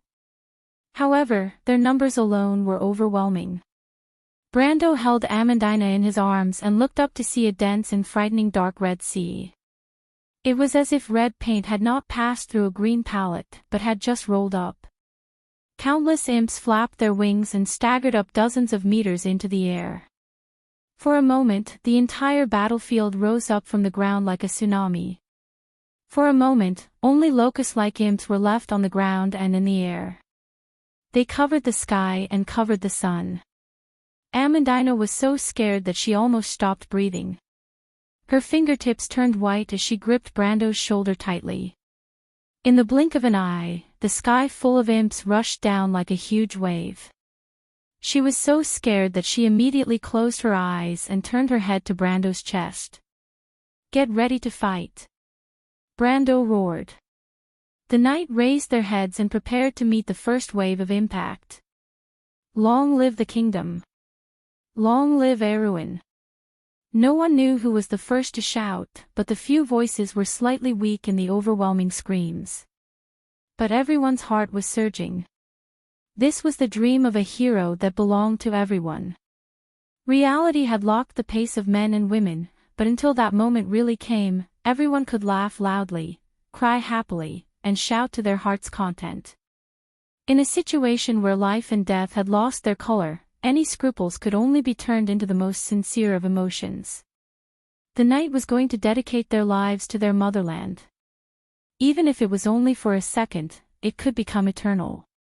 Life and death had long been disregarded. Next, they just had to use their swords to determine the winner. This was the only thought left in everyone's mind. The huge wave crashed head-on. Everyone subconsciously held their breath, but at that moment, a thunderous roar suddenly exploded behind them. "I demand the law of power." The old wizard Garlock's hair and beard stood up. He stepped forward and pushed his 5 fingers into the void. "Back off!" He roared angrily, and a transparent halo spread out in all directions with him as the center.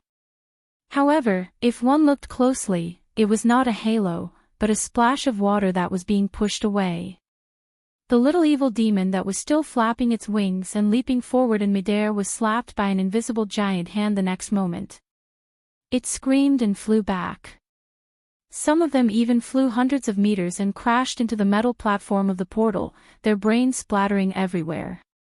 It was as if a giant dragon had breathed out, and the entire sky had calmed down. Attack forward! Brando took the opportunity to swing his sword forward, roaring as he charged forward. He raised his sword and drew an arc of watery light in the curtain of rain. With a slash of his sword, just the pressure of the sword pushed the rainwater to the sides. The wind pressure formed swept forward, sweeping into the dense formation of the imps. The first row of imps that bore the brunt of the attack seemed to have been crushed by an iron hammer. Their forward momentum paused, and their heads and chests suddenly deformed at a speed visible to the naked eye. They were strangely flattened and folded backward, and in a moment, they exploded backward like a pink mist of minced meat. With a loud bang, the first 3 rows of imps in front of Brando's half-arc turned into a mist of blood, and more of their kind were directly blown away by the pressure of the sword. The next moment, the pressure of the sword completely erupted. Countless invisible blades exploded in all directions like a storm, and for a moment, countless limbs flew into the sky, accompanied by a series of screams. The might of this sword actually created a perfect circle within a radius of 30 meters. At least 20 little demons were turned into minced meat under this sword, and the number of broken limbs was even more uncountable. The knight did not have time to cheer, and immediately rushed forward to occupy the open space, but at the same time, the whole team was surrounded by an ocean of imps. Dozens of imps swarmed forward and completely surrounded a knight of Lantanailan. They used their claws, teeth, and even bites on the knight's arm or shoulder armor. The knight struggled to resist, and turned around to pierce the throat of the imp that tried to climb up from the back of his horse. However, more imps grabbed his arm tightly at the same time, making his movements more and more difficult. In the end, after the knight killed 3 or 4 imps, an imp finally lifted the helmet and scratched his face with its claws. The knight let out a scream and immediately tilted off the back of his horse. In an instant, he was dragged down by countless hands, and after a series of screams, he was dismembered by the imps on the spot. Even the poor warhorse was torn to pieces. Brando could not help but feel a wave of disgust when he saw the imps grabbing the knight's broken limbs and turning toward him with their faces covered in blood. Although it was not that he had never seen such a scene in the game, it was, after all, a product of reconciliation, and was not directly displayed in front of him like this. However, after all, he had been on the battlefield for a long time, and the burning anger in his heart was far stronger than the feeling of nausea. He protected the pale Amandina with one hand, and with a wave of his right hand, the sword flashed, and the 3 imps that pounced on him were suddenly cut into 7 or 8 pieces of minced meat. The stinking rain of blood blended into the rain and sprinkled on the 2 of them. Blood beads and minced meat fell on Amandina, so disgusting that she almost vomited, but she hurriedly covered her mouth with her hand. "What's wrong? Are you okay?" Brando quickly took the time to ask. "No," Amandina shook her head weakly. "My lord, take care of your own safety." "I know. Look over there." Someone screamed. Brando looked up and saw that in the Red Sea, several hill-like behemoths were breaking through the waves. Their tall bodies seemed to be made of dense flesh mounds, and their 3 huge heads moved up and down as they galloped, each revealing a scarlet tongue. These monsters rushed down from the hills not far away and crashed into the dense formation of the imps, directly knocking the low-level demons away or trampling them into minced meat. It seemed that they did not need to consider slowing down at all. Cerberus. Behind them, there were more Cerberus, just like a group of sharks converging into the Red Sea. The towering backs exposed in the midst of the monsters were their fins that separated the waves. Brando's heart tightened. The demon's reaction was faster than he expected. He suddenly found that he had underestimated these monsters. He estimated the combat power of these demons based on the level of his own era, but he soon found that these demons seemed to be more powerful than in the game. Close the formation, be careful of their breath. Brando had to remind them loudly, "The Shire." "I understand, my lord." Under the protection of a few knights, the young wizard held a staff in his left hand and pointed his right hand into the distance, the magic triangle forward. "Dragon strike." With a loud bang, the light net expanded in front of the Shire, and a beam of green light shot out from the blazing center, passing through the curtain of rain and drawing a slightly curved straight line along the horizon. The light beam hit the head of a Cerberus and penetrated it diagonally from the back into the cerebellum, completely vaporizing the spine and part of the brain. The other end of the light spear went straight out, and the huge force pushed the hill-like demon back, and its corpse fell far away into a group of imps, crushing countless of them. Then, two low-level Cerberus could not dodge in time and were burned to ashes. The green light beam went forward, unstoppable. Plus 5029 EXP plus 1209 EXP plus 1215 EXP on Brando's retina, the ghostly green numbers were jumping. This number was a little higher than he had expected, but this was not a good thing. It meant that the Cerberus was a little higher than he had expected. To be honest, the players in the game encountered demons very late in the game. At that time, things like the Cerberus were just cannon fodder, and he really did not consider how strong the demons were. But now, it seemed that they were at least at the upper level of the gold level. They were indeed the 6th grade troops of this era. The Shire turned around and released another dragon strike. This time, after the demons learned their lesson, they had little effect and only killed one Cerberus. In just the time it took to cast 2 spells, the huge Cerberus had already closed in on them. The first to bear the brunt was Brando, who was at the front. One of the Cerberus was like a madman as it knocked away the imps and pounced on him, 3 huge mouths biting down on his shoulder and head at the same time. If Brando had been a moment slower, he would have been decapitated. But unfortunately, before they could open their mouths, Brando nimbly ducked, as if Brando had already dodged before the Cerberus could attack. It just so happened that the timing was critical, and the monster did not even have time to react and had already pounced on empty air. It bit the air, and Brando had already drilled under its head. His left hand let go of Amandina's elbow and struck upwards, hitting the Cerberus' neck with a crack. The Cerberus was different from the Cerberus.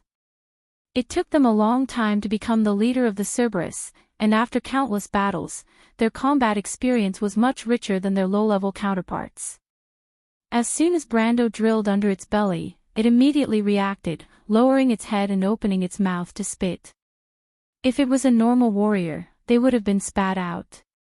Unfortunately, it was facing Brando, and the young lord was even more familiar with it than the monster itself. He struck upwards with his elbow, and immediately knocked the Cerberus spit back to its original form. It whimpered, and almost vomited back into its stomach. The intense pain made the Cerberus unable to retaliate, and then Brando took the opportunity to stand up and directly held this huge thing up high. At the same time, he swung Halran Gaia in his right hand and directly cut it in half. To be continued. If you like this work, you are welcome to come to Chidien.com to vote for me. Your support is my greatest motivation. You're tuning into the LoveLore Library YouTube channel. We're so grateful for your support, and don't forget to subscribe to join us on this incredible journey through captivating stories. Your generosity through donations truly makes a world of difference, as it's the primary source of revenue that allows me to expand and enhance this channel for you. Thank you from the bottom of my heart for being a part of this adventure.